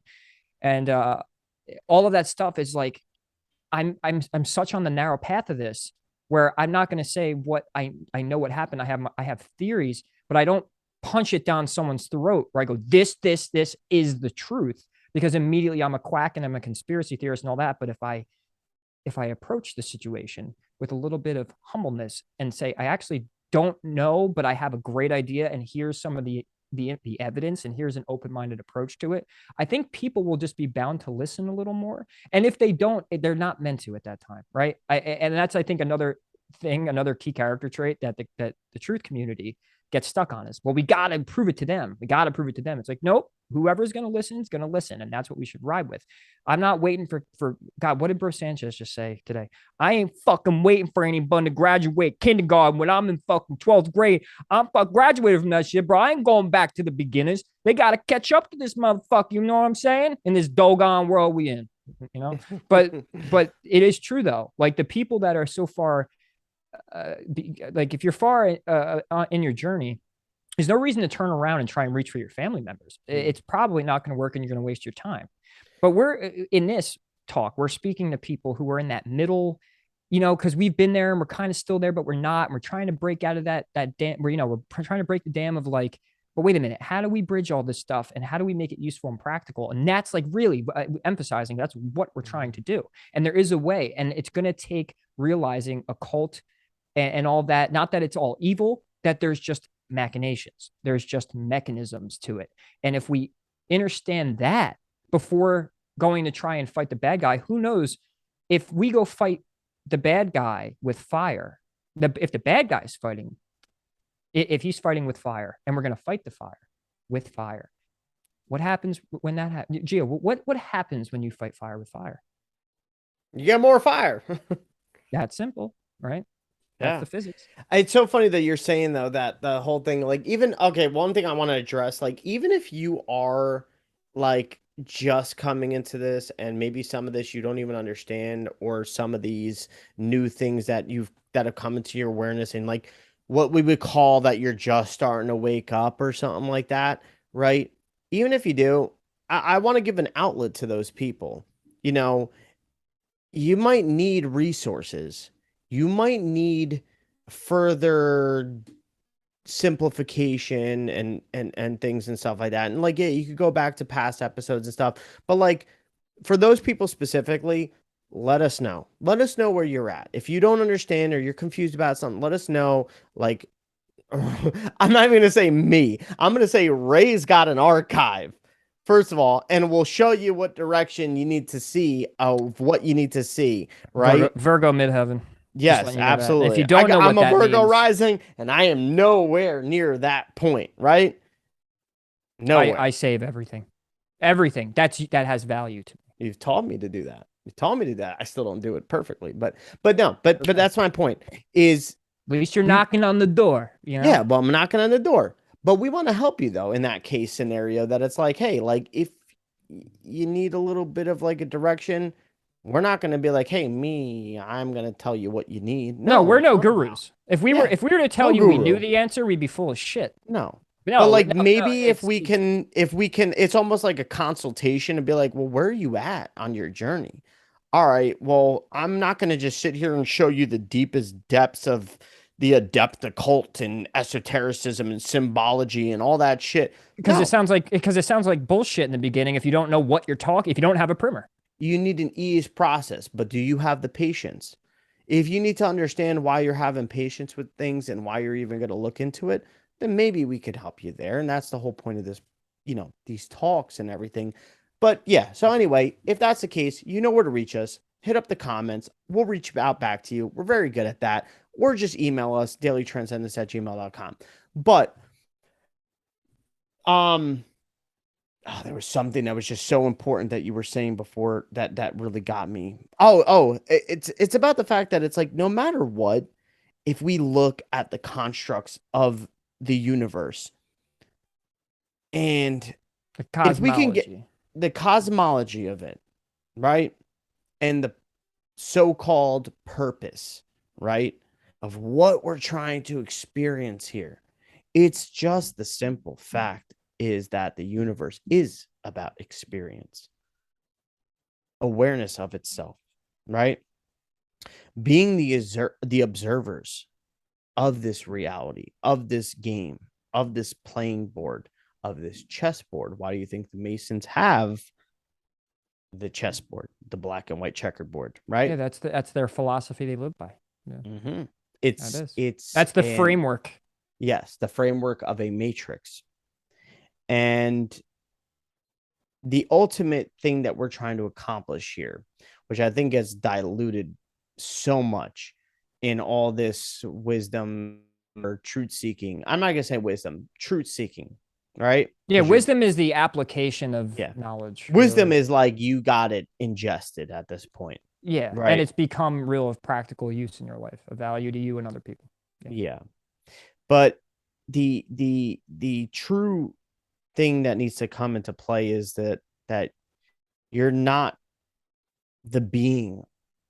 You come to this understanding that you're not just, I'm not going to say that you're not it completely, because that's what other channels might say to you, is that you're not the being on the chessboard.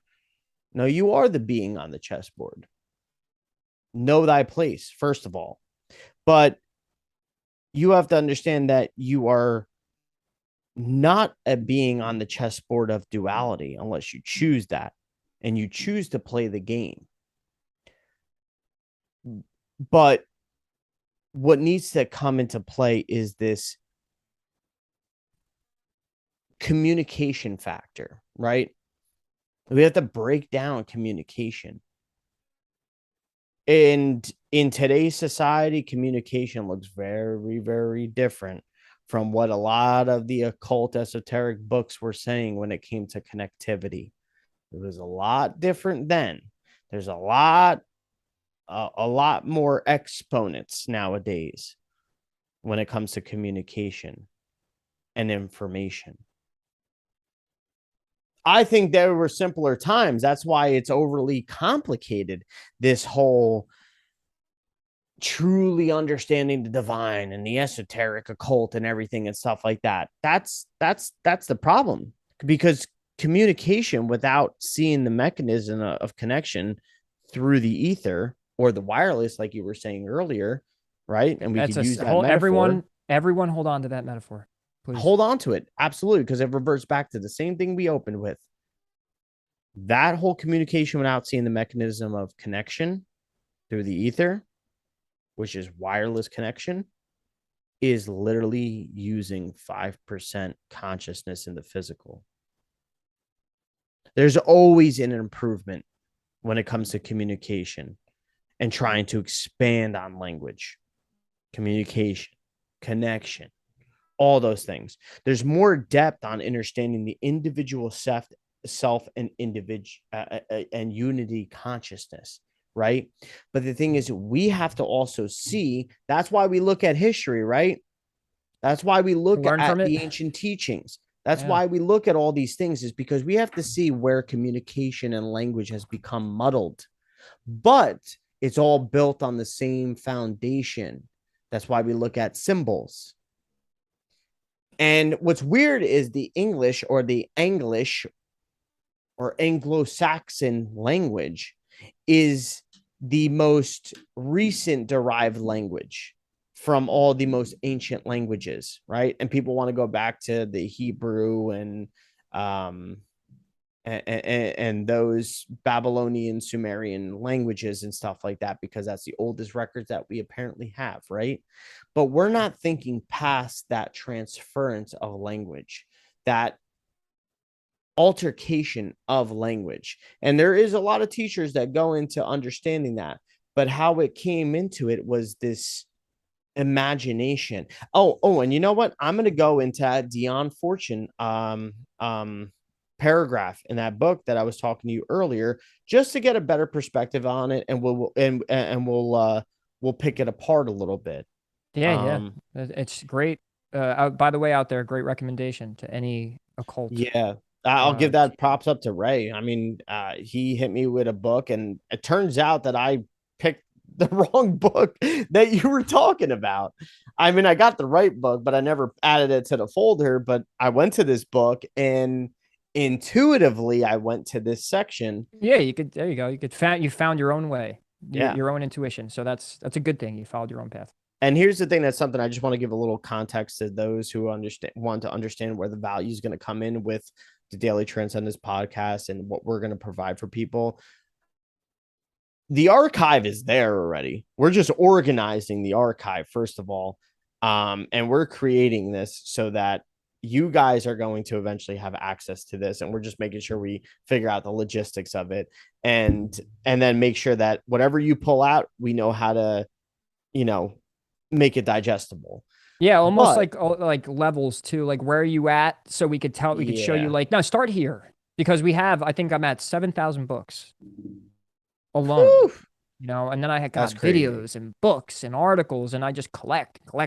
Who knows? We take for granted. And also how to distribute it to you.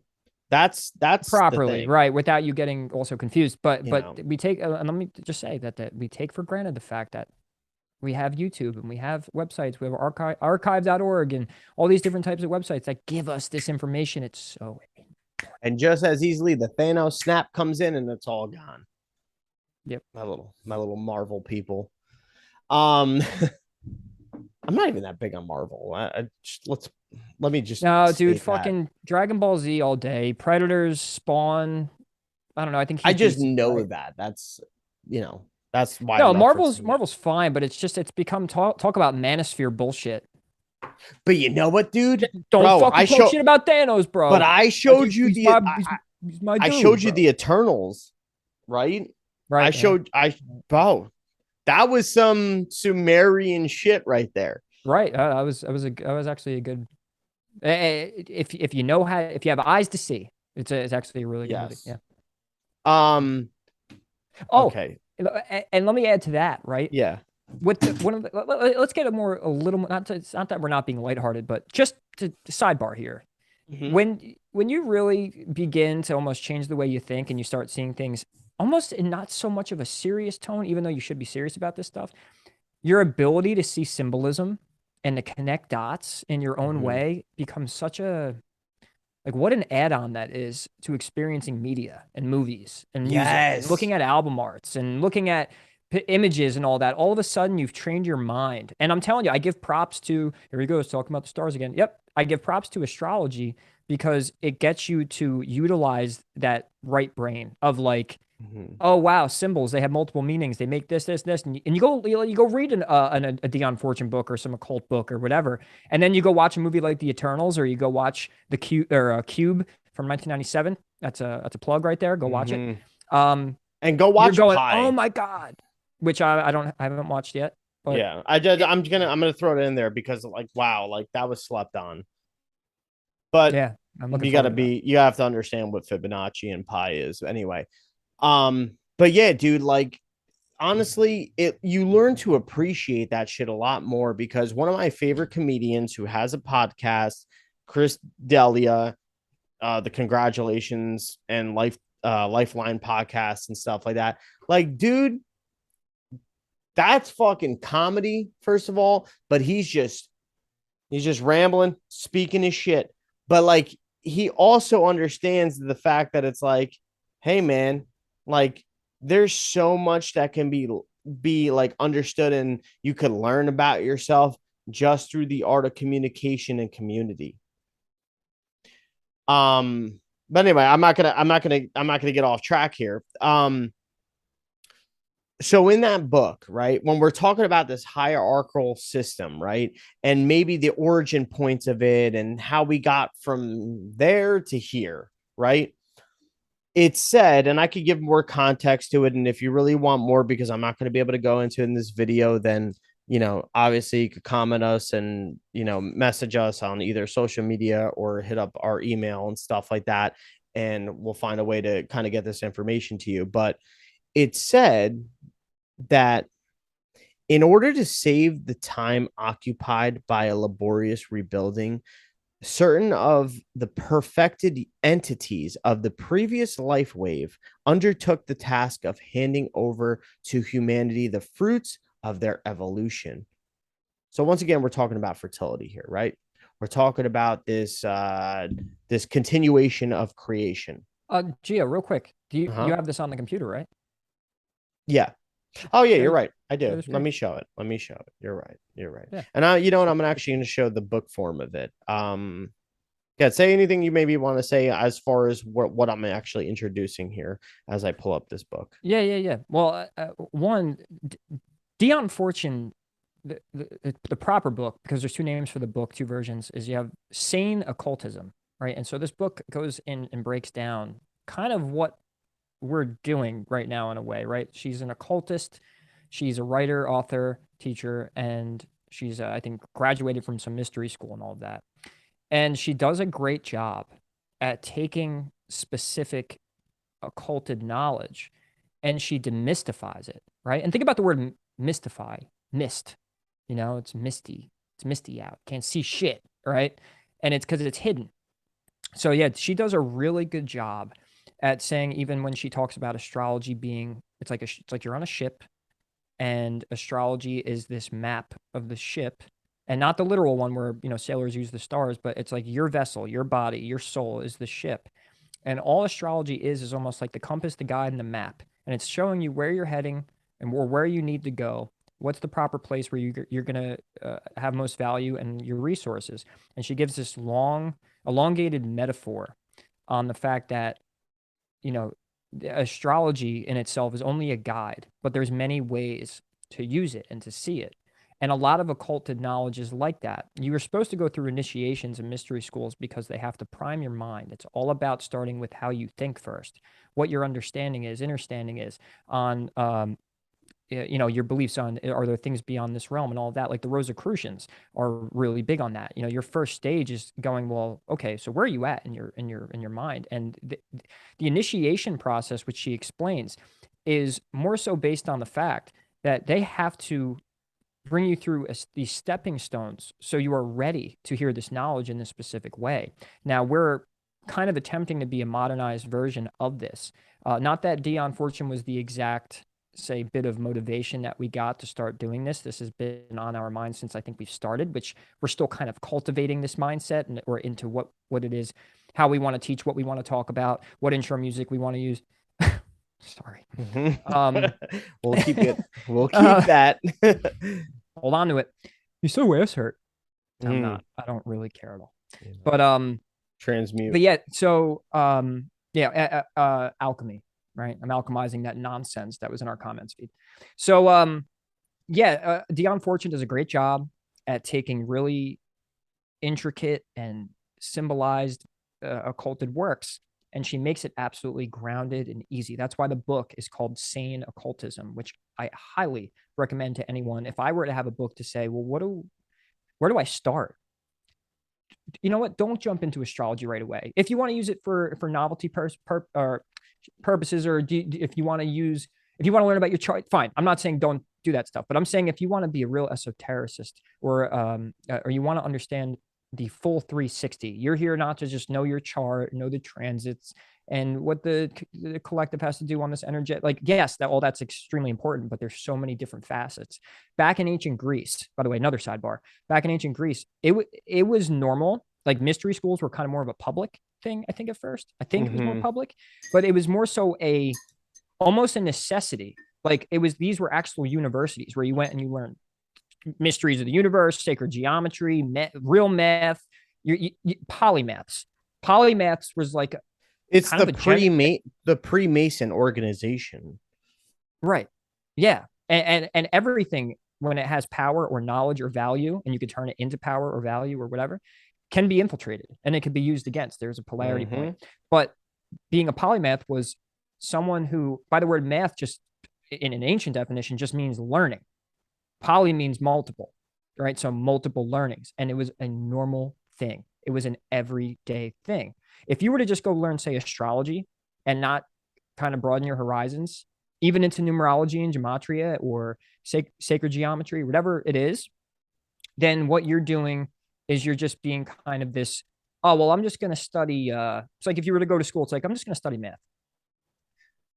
I'll just study science. I don't need anything else. Well, you don't want to learn how to read and write and do this and that? No. I just need math. You're fine. That's kind of the idea I have of, if you're going into occult knowledge and you just learn, say, something like astrology, it's okay that you do. If you don't have the time or the interest, I'm not saying it's like a necessity, but you're not getting the full nourishment and the full understanding of what this stuff really means and what it does. And then, I mean, really, it goes back to that good comment we had where it's like, you could become the child with a loaded gun because you could destroy your own. There's people that I've heard that have gotten bad readings from astrologers and then went and blew their brains out because the astrologer didn't know what the hell he was doing, or he was based in fear and all that. When you give yourself and you empower yourself with wisdom and knowledge and patience to actually sit there and see it from multiple perspectives, which, by the way, Gemini, right? I'm the master of that, or our sign. My sign is supposed to be a higher version of a Gemini is supposed to be someone who takes multiple perspectives and almost is able to go in and out of each and use it and grab what it needs and then comes back out. But that's Hermes is the Gemini energy, right? That was the Hermetic teachings, was to go in and out of information and just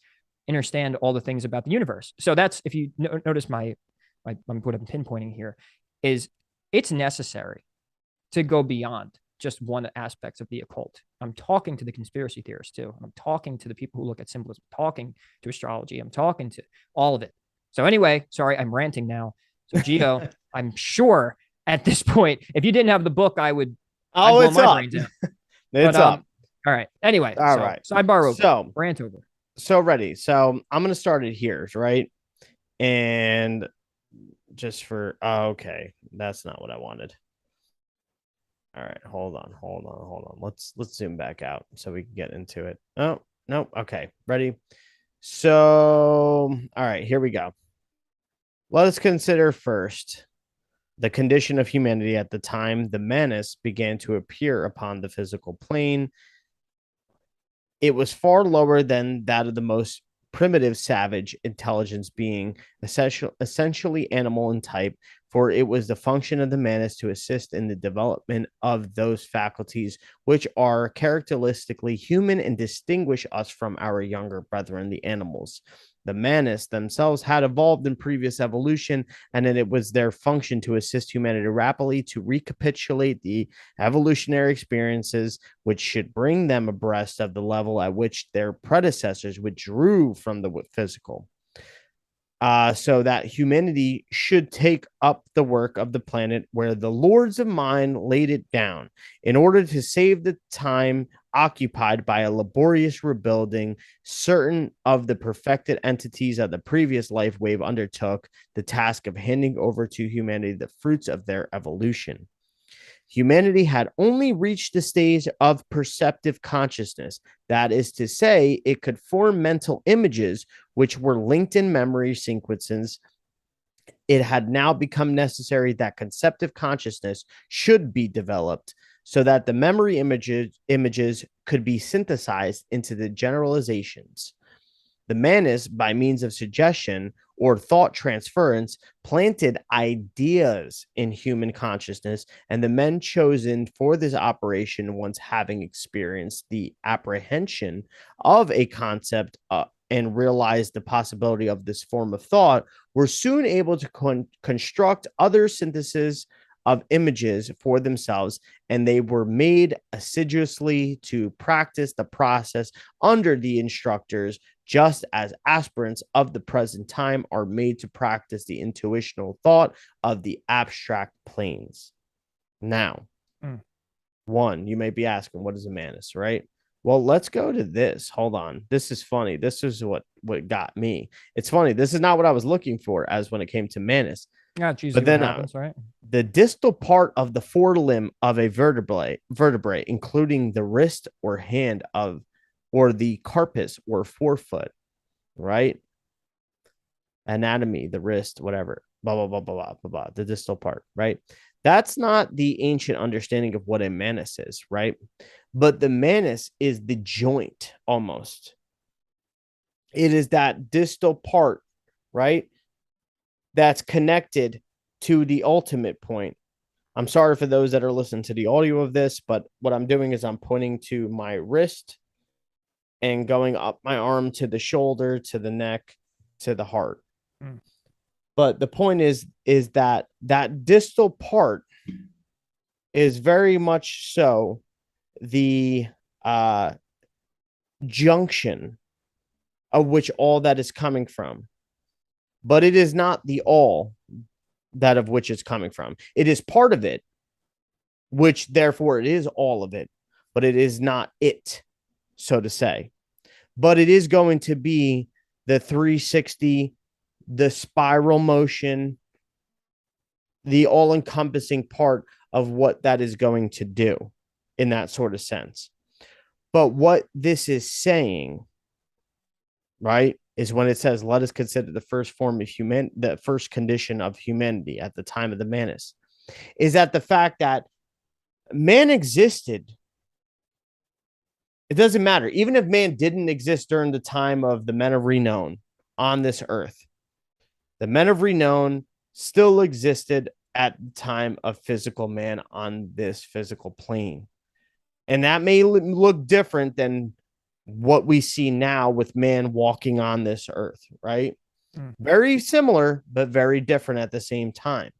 And if that's the case, no matter what, even if they didn't physically were here, but we were more in tune to their presence, maybe not physical presence, but their presence was definitely felt, heard, understood, somehow sensed. It's going to say, what it's saying is that there is this separation point. There is this point in time and humanity and consciousness where these things leave this plane or leave them in a sense that they're less dominant. They're not as prevalent as they once were. but the memory of their existence carries over through the consciousness of man and through their memories. And because we come from that root source, and if you want to go through basic evolution, anthropology, and all that stuff, you can see that that DNA, that genetic strand is passed through us, right? So if you want to look at it, what were they doing then? What did they want then with humanity? Why were they riding humanity so hard? And that just goes to allows you to step back to be like, oh, hold on, Trump, Biden, this one, Klaus Schwab, blah blah. They're not necessarily the driver of this ship. The ship is being driven by something that's always been driven, that still is on a destination. What is that destination? What is the possibility? And how do I play a part in them reaching that destination? I don't need to know the ultimate plan of that destination, but what am I going to understand from this? And how am I going to make sure that I'm just not a crew on their ship? I'll let you kind of what you get from that. I'm going to stop share. Yeah, no, it's good though, man. Like I get what you're saying. And the thing is well, one, it goes into the concept of consciousness is driving the ship. A form of consciousness is driving the ship, right? Like we can't really name, we like to give it names. We like to give it aliens, reptilians, archons. But there's something that's being passed down, and it's a thought construct. It's a vibration. It's DNA, right? Because DNA has our information. It has our build. It's our blueprint. And, you have things like the royal family. You have certain bloodlines that don't want to contaminate their bloodline and all that because there's information in that DNA source, right? And there's plenty of theories on what that means and what it is. And once again, let's just sidestep the narrative. And yes, of course, true, but it goes back to you and me and all of us, and what do we really understand from this? What do we get from all of this? If we know that perceptive consciousness is different from what was the other term? Conceptual consciousness. What was the two differences? Because I know she said that there was two differences. You had two specific types of consciousness. It was perceptive and another one. Perceptive consciousness, memory sequence could be necessary. Conceptive consciousness. I was correct. I was close. So conceptive, right? Mm-hmm. So is that referring to conceptual, right? Is a conceptive.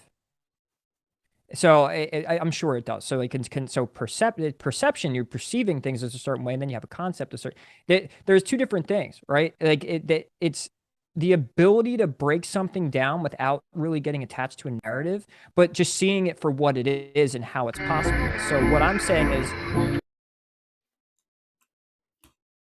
that was weird.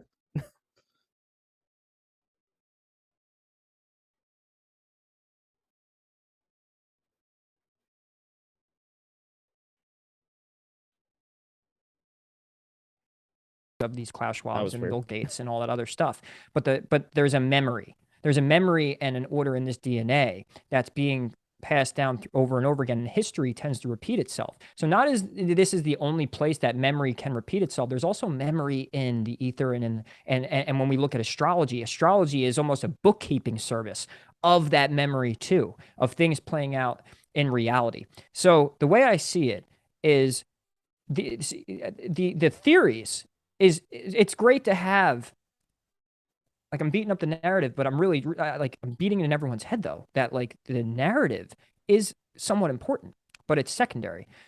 The fact is that there is, because the way this realm works, there's consciousness being passed down through the DNA. And me personally, if you wanted my own belief on it, I think through a DNA structure, it gives the perfect physical what do I want? I'll just say this for now, because for lack of better words, it gives the perfect meat suit. It gives the perfect the vehicle to embody this memory, this DNA, this consciousness. So they don't want to contaminate it, because who knows? Maybe you're screwing with the antenna. You're screwing with the programming of that, right? So that's what I get from that. And then after just understanding the fact that the consciousness does pass down and it is this programming, then we could go into who and what. But truly, my fascination goes into, well, how is that all working? You know, and if you're speaking a narrative to me, well, what's going to allow me to learn from history in this point? So then I could live in the present and make decisions to affect the future, opposed to just being awed or playing the guessing game with history and hoping for the best. I want just like almost a discriminating. Would that be word? Like I want to know that this is going to give me some sort of value, or that it should go in my archive and be saved for later. So then, because it's a big puzzle we're living, life's a big puzzle. And our history and the meaning of our lives in general is a big puzzle. So if you wanted to say also another meaning of life to me, it is not only self-discovery, but the discovery of life itself too, you know? And so by seeing something like that, yeah, I absolutely get it. You have information being passed down generation through generation, and history repeats itself. But we're looking at the guy today and going, he's the problem. This has been happening for thousands of years, and the story is playing out over and over and over again. And I mean, I'm even a person who I'm for like things like Tartaria and lost history and all that other stuff too, where I don't want to make assumptions that everything in that history book is correct, because then that's also diluting my investigation. You know, even things about the Anunnaki and the reptilians. It's like, where have you checked your sources? Do you know where they're even getting their stuff from? And if you do, and you've got, like, we forget, we're only limited probably to the last 100 years of almost recapturing history and people writing them in books and whatever. It's like the internet and books and all of that. I mean, books have been around for a long time, but knowledge can be easily misconstrued or changed or anything like that. The winners always write history, right? But in this, without getting lost in the narrative and almost saying, well, the Manus is this, and this is who and who and who and who and who and when and when.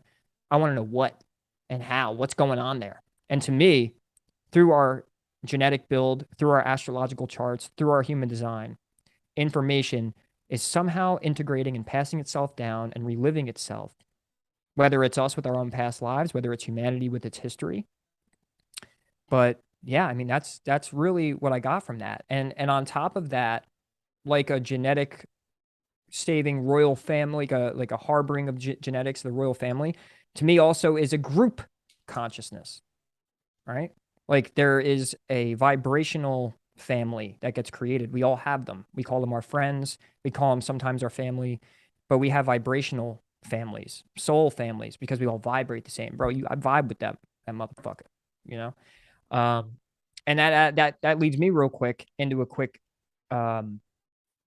part of a book that I grabbed, which was the book that I supposedly gave Gio, that he intuitively found another path, which is fine. But it was also from Dion Fortune. We've been really looking into her. And I speak of group consciousness. I speak of group mind. I speak of how information is being passed to each other, passed down from history, passed down from secret societies and mystery school. But this is from the book Sane, Occultism. And she talks about group minds. She talks about how almost like programming reality, or magic being done, or secret orders and their knowledge being passed down, and how a group mind is utilized and how it occurs. So she says, the psychology of the group mind is only just beginning to be understood by orthodox science, but it forms the basis of much occult work and has been used in the mysteries from time immemorial.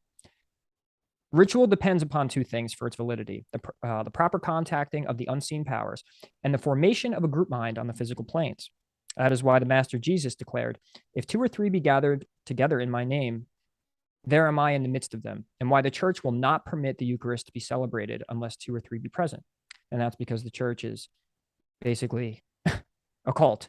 A group mind is not the same thing as a group soul. A group soul is the undifferentiated mind stuff out of which individualities are specialized. It is primitive and belongs to the past. But a group mind is a thing that can only be built up after individual minds have been developed. One might almost define it as a super complex, a constellation of coordinated ideas ensouled by an emotion which is shared by many minds and therefore transcends any individual one among them. A groupthink, a hive mind, what we would call an egregore, what we call in reality transurfing book by Vadim Seeland, he calls a pendulum an energy structure where people think the same thoughts, they're attached to the same ideas and values, like they download each other's scripts and they're attracted to the same definitions and to the same thing. You can consider a football team or a political party an egregore, a super complex, a constellation of coordinated ideas. So one may conceive of the group soul of a race as lying deep down below subconsciousness. But one may conceive of the group mind as any organized body of people as an oversoul, a vast, brooding, artificial, elemental, potent for good or evil, under whose lighter shadow each individual member of the group carries on his own life. So he's still in the midst of this group think and this group hive mind and this programming, like as if you were in a brotherhood or a sisterhood. You have the individual member. So he doesn't think he's being affected by the group mind. He's just in his brotherhood, right? Fraternity. So the influence of a group mind is incalculable and but little understood. It must suffice to say that whenever anyone joins any organization, he comes under the influence of its group mind, and the closer knit and more highly emotionalized the organization, the stronger its influence over its members. The more emotion, right? Think about political parties. Think about football teams. So the highly more emotionalized the group of people, the stronger its influence, its withhold of consciousness over its members. Therefore, it behoves us to be very careful about what groups we join, for there are but few souls who can maintain themselves untouched by group influence.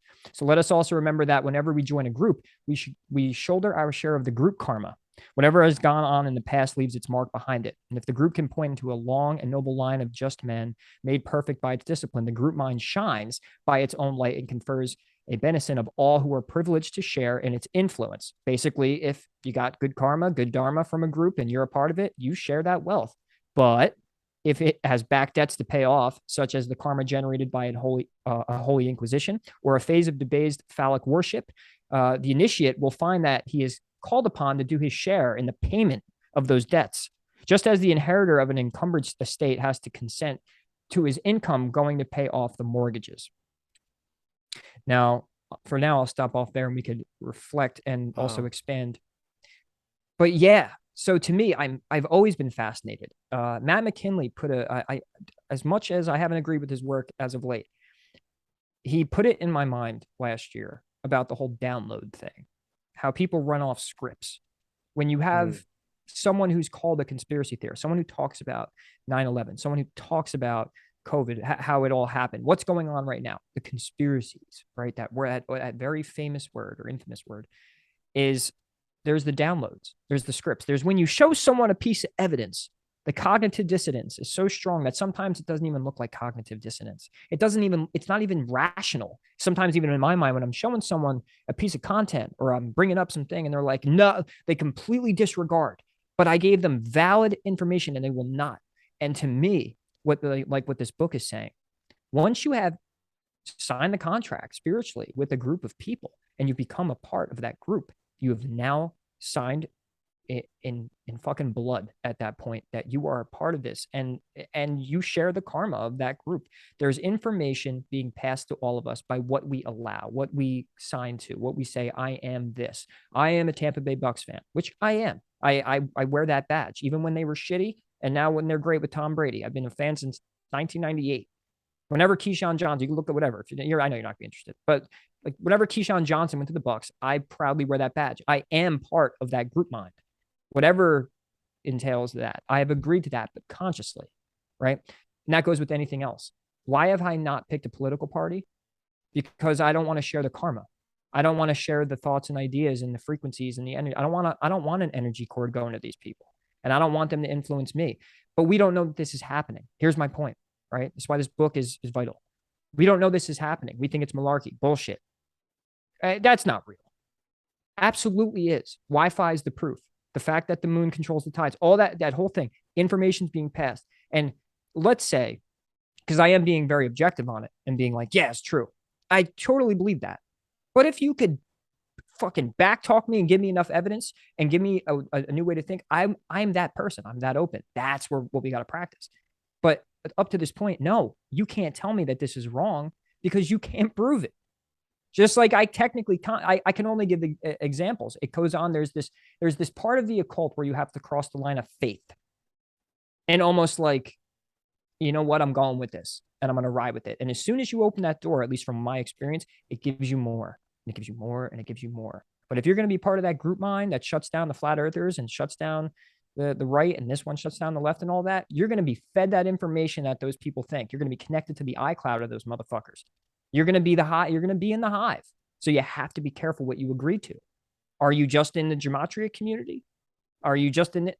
You're signing the contract. Whatever, whoever's your guru, whoever's your teacher, whatever his principles are, if you're unconscious to a certain extent, you're saying yes to his reality, and you're gonna say yes to his manifestations or her. So that's why I find this vital, that if you go into these types of books and then you do some deep work, so actually do the work and stop being fucking lazy, like we all could be at times, then you now have the awareness to go, holy shit, I didn't know about group mind. I didn't know about egregores. I didn't know about this whole group karma thing. And now you have a brand new awareness. And then when you walk out the door tomorrow or go onto the internet and go to do your study, holy shit, I have a whole new fucking outlook and or insight. And with that, now is a new primer. It's an upgrade. It's going, oh my God, I'm more aware. That's raising your consciousness. Do we actually all know what raising your consciousness means? It doesn't mean meditating and fucking sticking a thumb up your ass and saying, I'm raising my consciousness. It's the seeking. It's the expanding. It's rants fucking over. Gio, what do you think? Dude, I mean, I literally like was sitting there thinking, and I'm like, there's this whole like production system of that. That's a matrix on its own. Like, and you can fractal that even into the even the sports side of it, right? And when we talk about egregores and everything, like, no matter what, you become a product of that. So right. No matter what, like, you have to think about it in this way of seeing the matrix in this way, that it's like, when you're asking who's in control or how I'm being controlled in some sort of way, or the process of trying to control me, of what's trying to do this to me, and I'm the victim or some sort of way, or just to be like the awareness of being like, oh, I see that trying to take a hold. I see what's happening. But the only way you're going to see that is like by asking, like, who's in control. And not just by pointing the finger, but, well, it's Klaus Schwab and Anthony Fauci and the fucking jabbers. And nah, take it easy. Who's in control? Where's the power coming from? Or the bad guy? And it's like asking that whole thing of asking those questions, like, what came first, the chicken or the egg? In metaphysics, the egg ends up coming first, right? It's the same thing where it's like mind before matter. There's a consciousess first. Sometimes I do. Sometimes I come first. on bad nights. It's always a bad night for a guy sometimes. But the thing is, like, that's a consciousness of its own when it's being developed. Right. So inside the consciousness, right? And that thinking about it, you have, I'm talking about it now on a physical form as an egg, because this is how I'm trying to break it down. So you have the egg, right? And the egg, the whites of it, feeds the yolk. The yolk is the life form. Understanding that part of the, I guess, like I was saying before, the gestation period of it is like, you can see you are a projection of the whole, but you're also seeing how you are the fractals of that, of the egg, whether you're the whites, you're the barriers, you're the membranes, whatever it may be. They're all connected to the yolk. It's still a unified process. It's still unified. It's great. It's on the one. Okay. Great. I did one of these and I went down that route. But the thing is that it's the same as the mother who carries the daughter in the womb, who she has her eggs, of which the daughter in the womb was created through the egg. But even at that point of gestation, that daughter in the womb is carrying the eggs no matter what. Like, she still has them, even in that phase of gestation. Like, she's still carrying that fractal of creation of life, no matter which point of maturity that it's at. So, it's almost like this: which timeline or dimension do you wish to see this reality at? Right? There is a little bit of a choice, I feel like. Of course there is. Yeah. But there's an ability to identify the frequencies and to be able to metamorphize those frequencies around you to be in that and have the effective outcomes. The same goes for the malefic, same goes for what we consider negative, bad, whatever, denser, lower because we're beings, understanding how and right? what. But that's the thing. It's like you're gonna have to come into these things.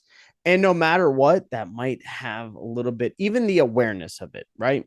Even the awareness of these things might have a negative outcome at first. But we have to realize that in the moment, it's a necessary process, but we can't get hung up on that. So it's like we're coming into understanding that there's that. And it's so funny, you pulled up that book, and what really struck this thought was the whole Eucharist, right? And it brings me back to my original thought of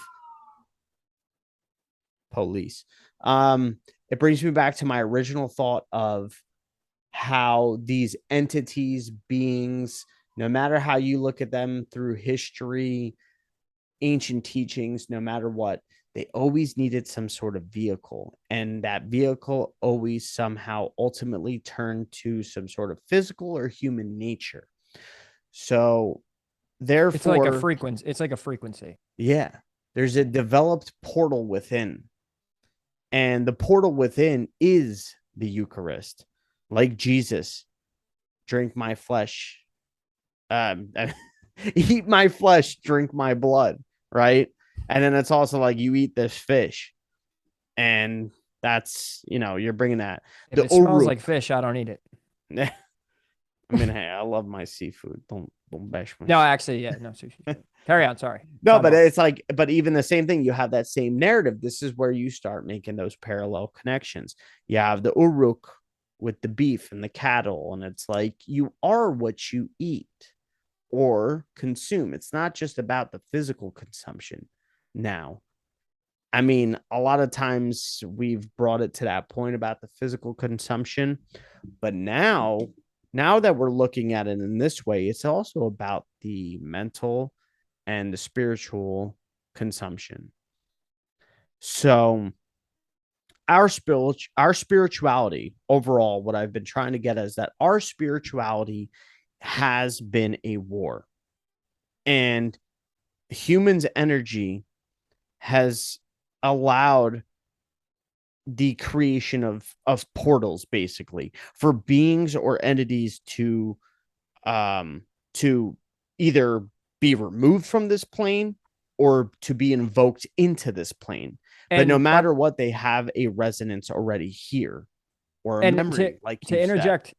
Interject though, but think also when he says entities, just think consciousness. Yes, conscious. That'd be a better. It's a better way to. It's a more modern way of saying. I had to interject because when people hear entities, they think demons, whatever, and all that stuff can absolutely exist on the astral plane. I'm not denying the workings of evil disembodied spirits or demons or whatever. I'm just saying when he's saying an entity could come into human form, basically they embody a form of consciousness. They invoke, like if I wanted to invoke the consciousness of Hermes, that I could do rituals or do certain things that are going to invoke the idea of what Hermes was like in that form of consciousness, and then I embody it because I have the vessel. It's Thoth, it's Mercury, it could be anything. You can invoke the Black Panther, like the spirit animal.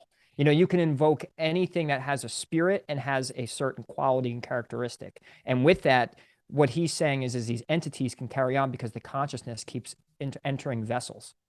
Yes, Whether exactly. you want to think entity or not.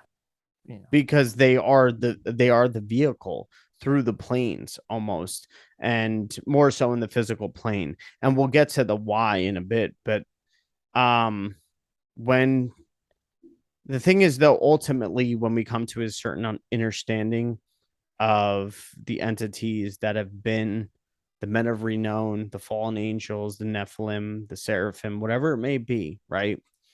And we understand their true function and their machinations, right? And we truly see how that consciousness, that technology is not gone. It still resides in memory form or the Akashic or whatever. We start to take everything and now have the ability to be like, okay, well, how can we work in unison? To the fact that none of these inverted, I'm not going to say negative, but these inverted features can get to you, because what we're learning through these processes, through the ancient stories, is this division. And the division allows this openness, right? Think about dividing something, right? Even the fact that you're dividing the doors, right? Even the spreading the legs to get to the womb, right? I'm not trying to get sexual here, but like, this is science, right? I'm using scientific terms too, but you're spreading to get to the womb. Why are you getting to the womb? To create something. It's the same thing that the entities or the forces or whatever, God, divination, whatever you want to use, is trying to do. And they do that through division. So it's how we get to this chaos. And we start to understand the real war, the real conflict, through enforcing and believing. Like, the reason why this conflict happens and where it has already replicated from is this enforcing and believing in division and making claims to separate lands and separate races and separate cultures, all these different things, right? This is what's been passed down through us and through genetics and everything. This is the same way, like, everybody, well, at least most people, right? We're talking about in this parameter or this demographic. It's like most people drive a car, right? But do we not judge somebody most of the times by the car that they drive in? It's the same thing with I the would say that could gods. be a very common thing naturally because we look at the surface. You, Yeah, I could yeah, say you could kind of humanity get, is like that, and to an extent, absolutely. yeah, We you look could we kind look of at get things an on the surface idea level. about the person. Maybe they're a little conservative. Maybe they're poor. Maybe they're not as wealthy. Whatever it may be, like, you could kind of start getting a range because the variety of vehicles, right? But no matter what, the vehicles have a horsepower. And now when we look back to the ancient texts, right, we see the gods and the entities constantly riding these chariots or horses or these weird serpents or sea being type things and stuff like that. No matter what, it's always about this type of horsepower or power behind the vehicle that they're riding in. Even man, their representation of seeing these things in dreams and stuff like that, of what they rode in on, and they rode in on chariots, all these things. It's the same thing that we see when it comes to, it's the cars, and the anagram for cars is also the arc, right? So it's the arc, it's the vehicle, and we are also now the arc. We are also the vehicle which these entities ride on. And but are more than just those vehicles. We are portals for more of this distant being out of this plane, right? And only because of the fact that the conceptual point of space and time has been integrated more into consciousness. that's how I see it. It's like space and time has been so like subjected into consciousness and reality to the point that it's like that's why these beings seem or are perceived as so far removed and personalized and everything. And there's beings that are here or trying to get in or trying to leave, and they discover, no matter what, they discover all of consciousness because they are on that plane of existence. But no matter what, these others, it sounds like it's something else. It sounds like it's other, but it's still something that resides within us. Like we could have that like good streak in us. That's how you could look at it. It's like we have that, but all of a sudden we have that voice in our mind that wants to tell us to turn a different route, take this, do that, say no, say yes. Like, you know what I'm saying? It's like these influences, and they're so subtle. Some of them are extreme, but when it comes to the ultimate authority of when it comes to it, when we look at ourselves, the point of me saying this is like we can see how when we look at ourselves and we look at history and we look at the teachings, we look at the occult and all that stuff, we look at the symbolism, we can see how it translates into humanity through our own humanism, right? And we could see even this transference of humanism into something more synthetic. And now we're seeing, if we really understand this all, we're seeing this transference as like, oh shit, these forces, these beings, these entities, these gods, these goddesses, or whatever, they're real, but they aren't the most high. And I ain't going to go towards one or the other to worship them. I just have to understand that how they're working and sculpting the reality and what their role is in the reality. But understand also in the same breath that it's not they, it's also me. They have a residency in consciousness that I also have a residency in. I'm not separate from it. That's the problem. That's what originally created this, is the constant fruitation of separatism. And it's an illusion. And it's the fact that you have the same power as these beings. You know, they if Not we more. weren't if we weren't powerful, all of this stuff wouldn't be done to us, right? There's obviously a way to control the mind of the mass, and there's a reason why it's done, because strength in numbers, and also the fact that we have the ability. If they need, if let's say we're using the concept of these beings, this external or astral type consciousness that's inhabiting the earth and certain vessels, and humanity, we're creators. We're made, if we go to biblical stances, like we're made in the eye of the creator. Like we're almost little versions, many versions of the creator. So that means we are creators, in which we are, because we're creative beings. We have a sacral chakra, we create things. The world is made out of creation, out of our creation, as well as the Most High.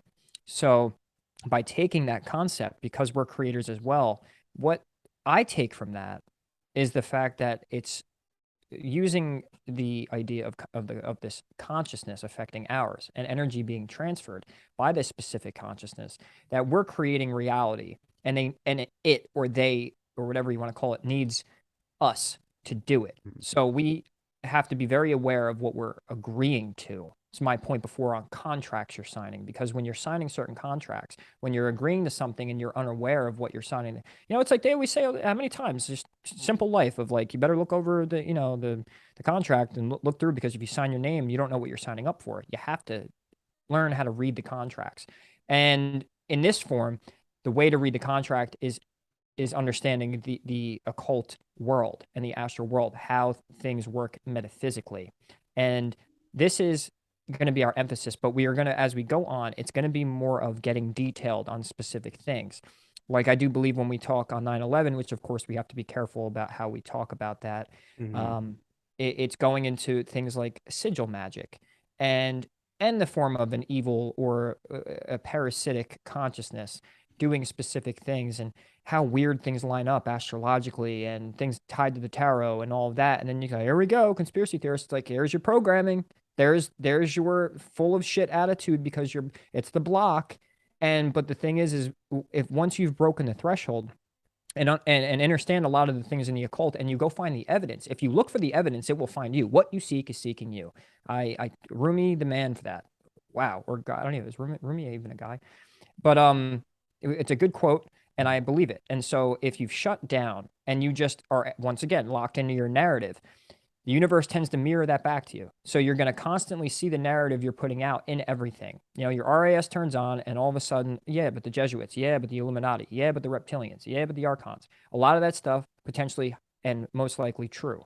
But going into occulted science and going into metaphysics, you start to learn how these things are formulated and how to actually say, quote unquote, fight the battle. This spiritual war that we're fighting. How many times have you learned, and even in Revelations, that this is going to be a spiritual war? So this is the science of it. This is what cannot be denied. If you are seeing synchronicity in reality, if you're seeing dark synchronicity, certain numbers, 33, magenta, emerald green, and all this stuff that's popping up in your reality, but you're just immediately assuming and putting the narrative and not balancing out your almost your perspective on it and giving things a chance, and you're immediately attached to your narrative. If you're attached to the narrative and you've contracted and you're just sticking to it, I think you're in the wrong place at that point.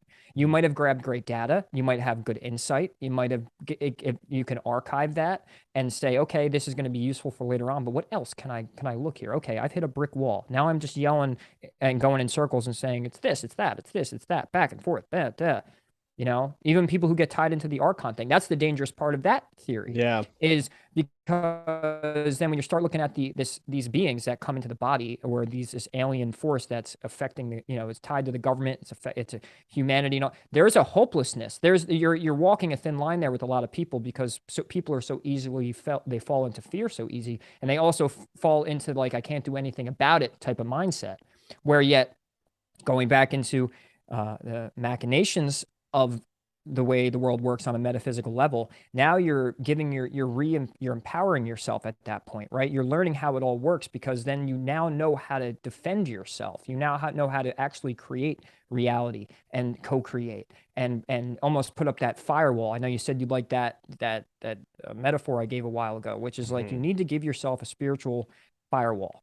And the only way you do that is knowledge and wisdom, because wisdom is the use of that knowledge, the right use of that knowledge, you know. And if you're wrong, like let's say I'm wrong about something I say, well, guess what? I'm still on the right path, because now I'm course corrected. I'm the type of person where if I, you know, and maybe somebody out there can learn something from this, find this a valuable piece of perspective here, is that if you never fall into a concrete thought process, you're on the right path, because you have this ability to be mutable and to change and to mold to new information.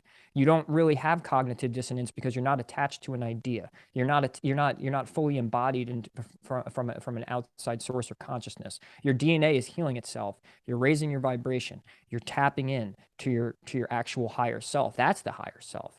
Right? It's giving yourself the ability to be mutable. There's mutable signs in the astrology chart for a reason. Just like there's fixed and there's cardinal. Fixed, a lot of people are fixed in their thought process. I have a Mercury in Taurus, by the way. And if you don't know the symbolism of that, I mean, Geo's a Taurus. He could tell you what Taurus traits are like. It's a stubborn ass bull. I have a fixed energy in my mindset. Thank God for my Gemini, because I would be so stuck in like, but I don't want to change the way I think.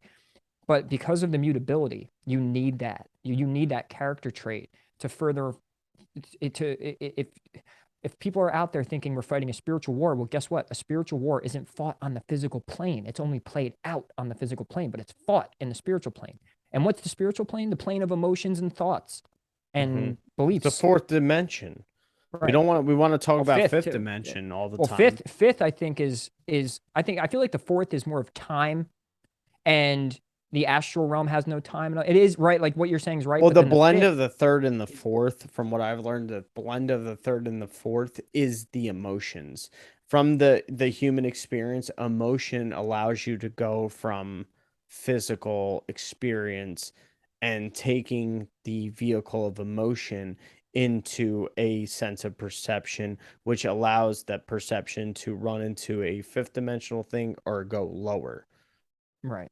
I could see that. Okay. Well, and absolutely. And so with this said, right, I do think at this point, dude, I'm pretty good on where we stand, because what I Yeah. want to do is, so like we have 9/11 coming up, and Mhm. it's a great God, it's not great.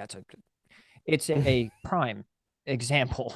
It's a prime example of possibilities Yeah. of this occulted magic, of this way of seeing reality to unfold, and to see the process. And it's the And 21st anniversary, right? It's reading some sort of what we base society on. It's reaching a sense of maturation at this point, and we need to talk about it. just like 21 days creates a Mhm. habit, right? Or something like that. Like, it's almost, that number obviously There's a has some sort of lot of significance and numerology that completion. goes into it. Yeah, I figured that. So yeah, so when you look into, we could look into what happened in the magnetic field of the earth, what the symbolism was compared to the towers and what they meant, the trident on the building, the tarot cards, the astrology itself. All of these things go into occulted knowledge, and on the surface it looks not only conspiratorial, it looks like it was, and it was like, we could look at just, oh, the guys who planned it and this who did it and all that, but there's something bigger going on with the effects on human consciousness. Mm. Because then, even when you bring in these things called ley lines, which is basically the nervous system of the earth, energy is being distributed from certain points, and New York City lies on a very important ley line, and with that, energy that came from that day potentially was, it was distributed out to the world. So there's so many layers to that. And so, not just talking about demolitions or planes or whatever else, this is where we could start, really using a prime example on occult and how Mhm. to see it, and then peel back the layers and say, oh, wow, there's some significant evidence here and synchronicity that there's something bigger going on. And it's a war on our consciousness, opposed to just a war on terror and a war Yeah, on whatever else it was called. So that's where I kind of stand. I think this was a fantastic talk on just absolutely. our getting our point across on, are you the authority of your own life? And we're not talking just physically, but spiritually and emotionally, mentally, or are you being obedient? Mhm. And even if you're being ignorant, you're still being obedient, because you're still doing what you're told. You're still not reaching out. And in the age of information, and a time where you have so many points of access to anything that you want. But if you're not taking initiative and you're being ignorant and saying, and I hate this, by the way, well, if it doesn't affect me in my daily life, why the hell do I need to look at it? What is that? What does a flat earth do for me, bro? What if who cares what the fucking cares what the shape is, bro? Like, NASA gets 51, who gives a fuck? It doesn't affect me. That means Well, you're working actually, from here NASA, and not here. yeah, well, NASA gets, I think, what, $51 million a day. Look in their daily budget, and that's your taxpayer money. So Mm. if you think it don't affect you, but then the level of ignorance and the comebacks and all that, we've dealt with it all, right? And so, but whatever, you have to see past that. The point is to continually give absolute practical and grounded information and examples on the fact that there is this metaphysical world and science beyond the 3D that we do have to pay attention to. I don't care if you don't think it doesn't affect your day or that it doesn't matter, because guess what? If you thought that the pot wasn't going to burn the hot pot on the stove wasn't going to burn your hand, you thought it don't matter. You're going to burn your fucking hand. It's going to hurt and you're going to have blisters. It doesn't matter. It doesn't matter what you think. There's the truth. There's truth to things, and something's going to burn your hand, whether you know it or not. It doesn't matter. You're going to feel pain, whether I didn't know that was going to be hot. Fuck. Mm. Why did that happen? Well, you were unaware of the situation. So it goes back to this. Right now, the burning hot pot on the stove is basically all the spiritual and occulted knowledge being used against you. And you don't know it's hot, and it's going to burn you. So Mm. Are you going to have that's a where I stand. recollection point at this time when it comes to that burning? Are you going to recognize it now of this cause and effect? And just kind of, I think that's an excellent way to leave it off. I Same.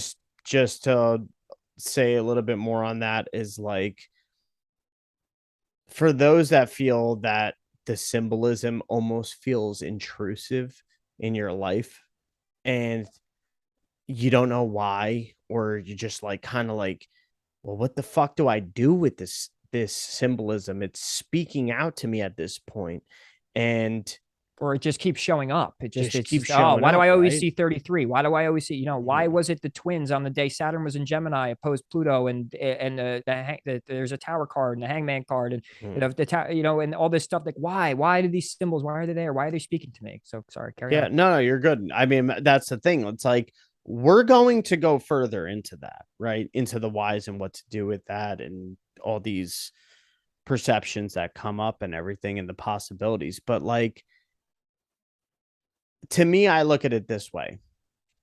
It's the universe nudging you about, oh, frequency shift. You know, it's trying to internalize this necessity to change your frequency, to have a genetic shift that is going to correlate with the ultimate change of the times, change of the yugas, whatever it may be, right? And there's a lot of people in this in these communities that understand that, right? And if you don't, there's plenty to go based off that, and we'll obviously digress more on that as well. But there is a mutation possibility. There is a transformation process going on. We talked about Pluto. We've talked about that generation. We talked about all the generations when it came to Pluto. And what's so amazing is that there is this invoking and this ability of manifesting desired entities from the spiritual plane or even our own intentions, but we just need to learn how to tame and control the intention, right? But before we try to do any of that, we have to understand, where's the fire, right? Where's the fire coming from? And one of the things is, fire is an element, is it not? Air is an element, water is an element. All these things that we can relate back to even our human makeup, our spiritual makeup, our physical makeup, so many different types of makeups. And it's like when we get into that and we understand how to work with the elements, we learn how to alchemize. And yeah, sure, you could do your decoding of the reality through the numerology and the periodic table and all those things. That's just an extra added bonus. But if you don't know where to start or what you're really doing with it and all that intriguing insight, that's like, wow, that's crazy. That links up. Yeah, but how does it link up to you? How are you actually finding functionality and value in that in that alchemical process? Are you just visualizing the alchemical process? Or are you inheriting it? And we all have that right to inherit it, but it's a privilege to ride that vehicle, like we said last time. But it comes down to what powerful vehicle is being ridden, right? When we look at outside of ourselves and we look at the stories we're looking at, from the spiritual into the physical now, um, they're all riding on the same system, but different qualities of vehicles, different understandings. We said the chariot, the horse, or cars. It's like the Mustang. There's a Mustang and there's a Ferrari. We're all looking for different horsepowers, but that's the evolution. That's one thing that we're also seeing too, is this evolution of destruction through all time. We can use this as a reference for all the history people, for all that. You could use the reference of the evolution of warfare tactics and vehicles and weapons, like the planes and the aircraft carriers and the destroyer ships and what they're equipped with and the type of missiles and everything and stuff like that. And we need to hop out of that frequency. If there's anything that we know, it's that we need to hop out of that evolutionary destructive frequency and start repairing, start healing. But you're not going to do it by putting up a picket sign and protesting, going in front of the Capitol or this legislation and stuff like that. Before you do any of that stuff, you have to picket, rebel, within inside yourself and all your programs and all your dogmas and all that stuff. And it's something we've constantly talked about. And understand that the lords and kings have had knowledge on how to run the systems and societies, but they don't live by those structures. That's the funny thing. They don't live by those same principles that they invoke on society. It's the same thing as today. All your big people, societies, governments, your Jeff Bezos, your all those people and stuff like that. And we'll talk about the symbolisms of those people and everything. They don't live by the same rules, but they have a say, do they not? They still put their dictations and their controls on society. So what does that say about you and where you're at? They're human, they're flesh and blood, just like you. Amen. Amen. Well said. Got that preach going on tonight. Drop the mic. But yeah, so we can leave it off. Let's leave it off there. That's a great note to end on, because now as we continue, next episode, I mean, obviously a 9/11 is coming up. We think it's a prime example to show people the synchronicities of things, how things line up, and to open your mind to this. And if you don't think it's possible, we do, it's the emphasis on why you do need to really, before you talk, before you go off of just because scientists said it or your religion said it or because your traditions say it, the only way we win this spiritual war is not only that we open our minds, but that we work together and we stop tearing each other down. Anytime someone in any community is trying to build something up, there's a good chance it tries to get brought down. And you know the powers that be, you know the platforms like YouTube and all these other mainstream corporate platforms. You know, and God, even with their censoring, it's like, oh, well, they're a public company. It's like, yeah, but they're a private company, but yeah, it's a public trust though. So there shouldn't be our freedom of speech shouldn't be, you know, threatened like it is, but it is. So aside that, it's already not easy to find that information.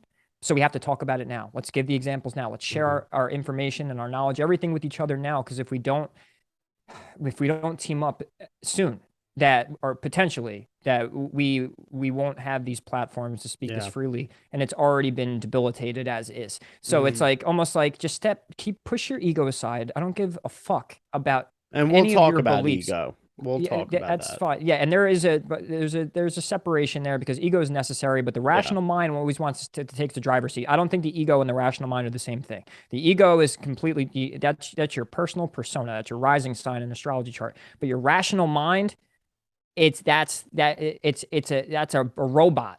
That's an AI. You know what I mean? So push that aside. You're gonna have to, or guess what? As a whole, we lose the spiritual war.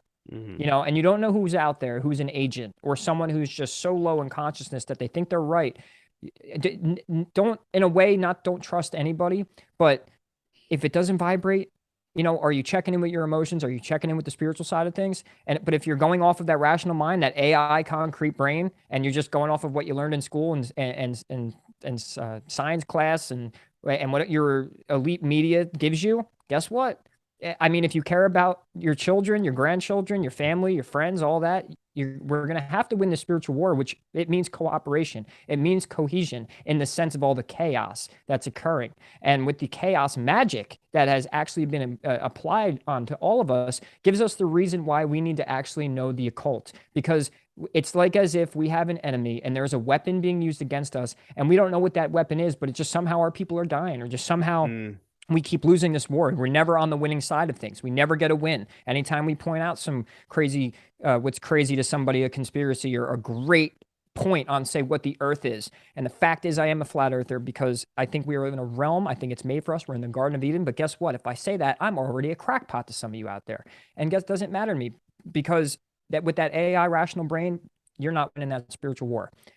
Let people believe what they want to believe, but always push them to expand their minds. Be someone who's very sturdy in the fact that you are a seeker, and if you want to be a light worker, guess what? Jump into your dark side a little bit, and at times tell someone they're fucking wrong. You know that you don't give a fuck what they think about your intro music. So that's really what you got. It's what we got to do. So that's where we're at. now it's time to get into some more details. It's time to be more specific about things and give you prime examples and give you more definitions, and show you where we're at and what we're gathering. So on that note, like, share, comment, subscribe. Tell us you hate us if you'd like. It doesn't matter. It's gonna fulfill the our goals of spreading the knowledge, and it's gonna kick on the algorithm for us too. So share and send this to, please, anybody. I know it's long-winded. I know at times we can even repeat ourselves. We're not about convenient talks. Yeah, you got to do the fucking work, all right? You got to sit with us and deal with our bullshit every now and then, and you're gonna have to deal with that intro music for now. Okay? I'll let that one slide. Get over it. Anyway, so on that note, Gio, anything else before we go? Yeah, just let's stand tall. Let's understand our structure. Let's stand tall and understand that there's a potential attack or a premeditated attack on our structure as we go into this next episode. And there's a symbolic reason of us coming down and crumbling. But we're not going to have that this time around because we've learned, we've understood this knowledge now to the point that we're not going to allow it to physically and mentally and emotionally and spiritually happen. That's the point that we're trying to drive home now. And it's not just the one thing that we're going to talk about in the coming episode, 9/11, all that stuff. It seems symbolic what I'm saying, but this is the representations, how it can go any sort of which way. But standing tall, sharing, liking, subscribing, getting this outreach of the thought is the way to make this more so of a conscious community. It's a commune. It's communing it. It's communicating it. That's what that's the function of it. And that's all we're gonna do. Ray said it all. I don't have to say nothing else. Yeah. And to drop in the mic, it's time to take back our authority and stop being obedient. And within understanding and understanding the occult. But anyway, till next time. Do your Saturn. Do your fucking Saturn. Yeah. It's Ann Ortley. Call out or shout out to Ann Ortley. Till next time, guys. Thank you again. If you made it this far, we appreciate it. And till next week.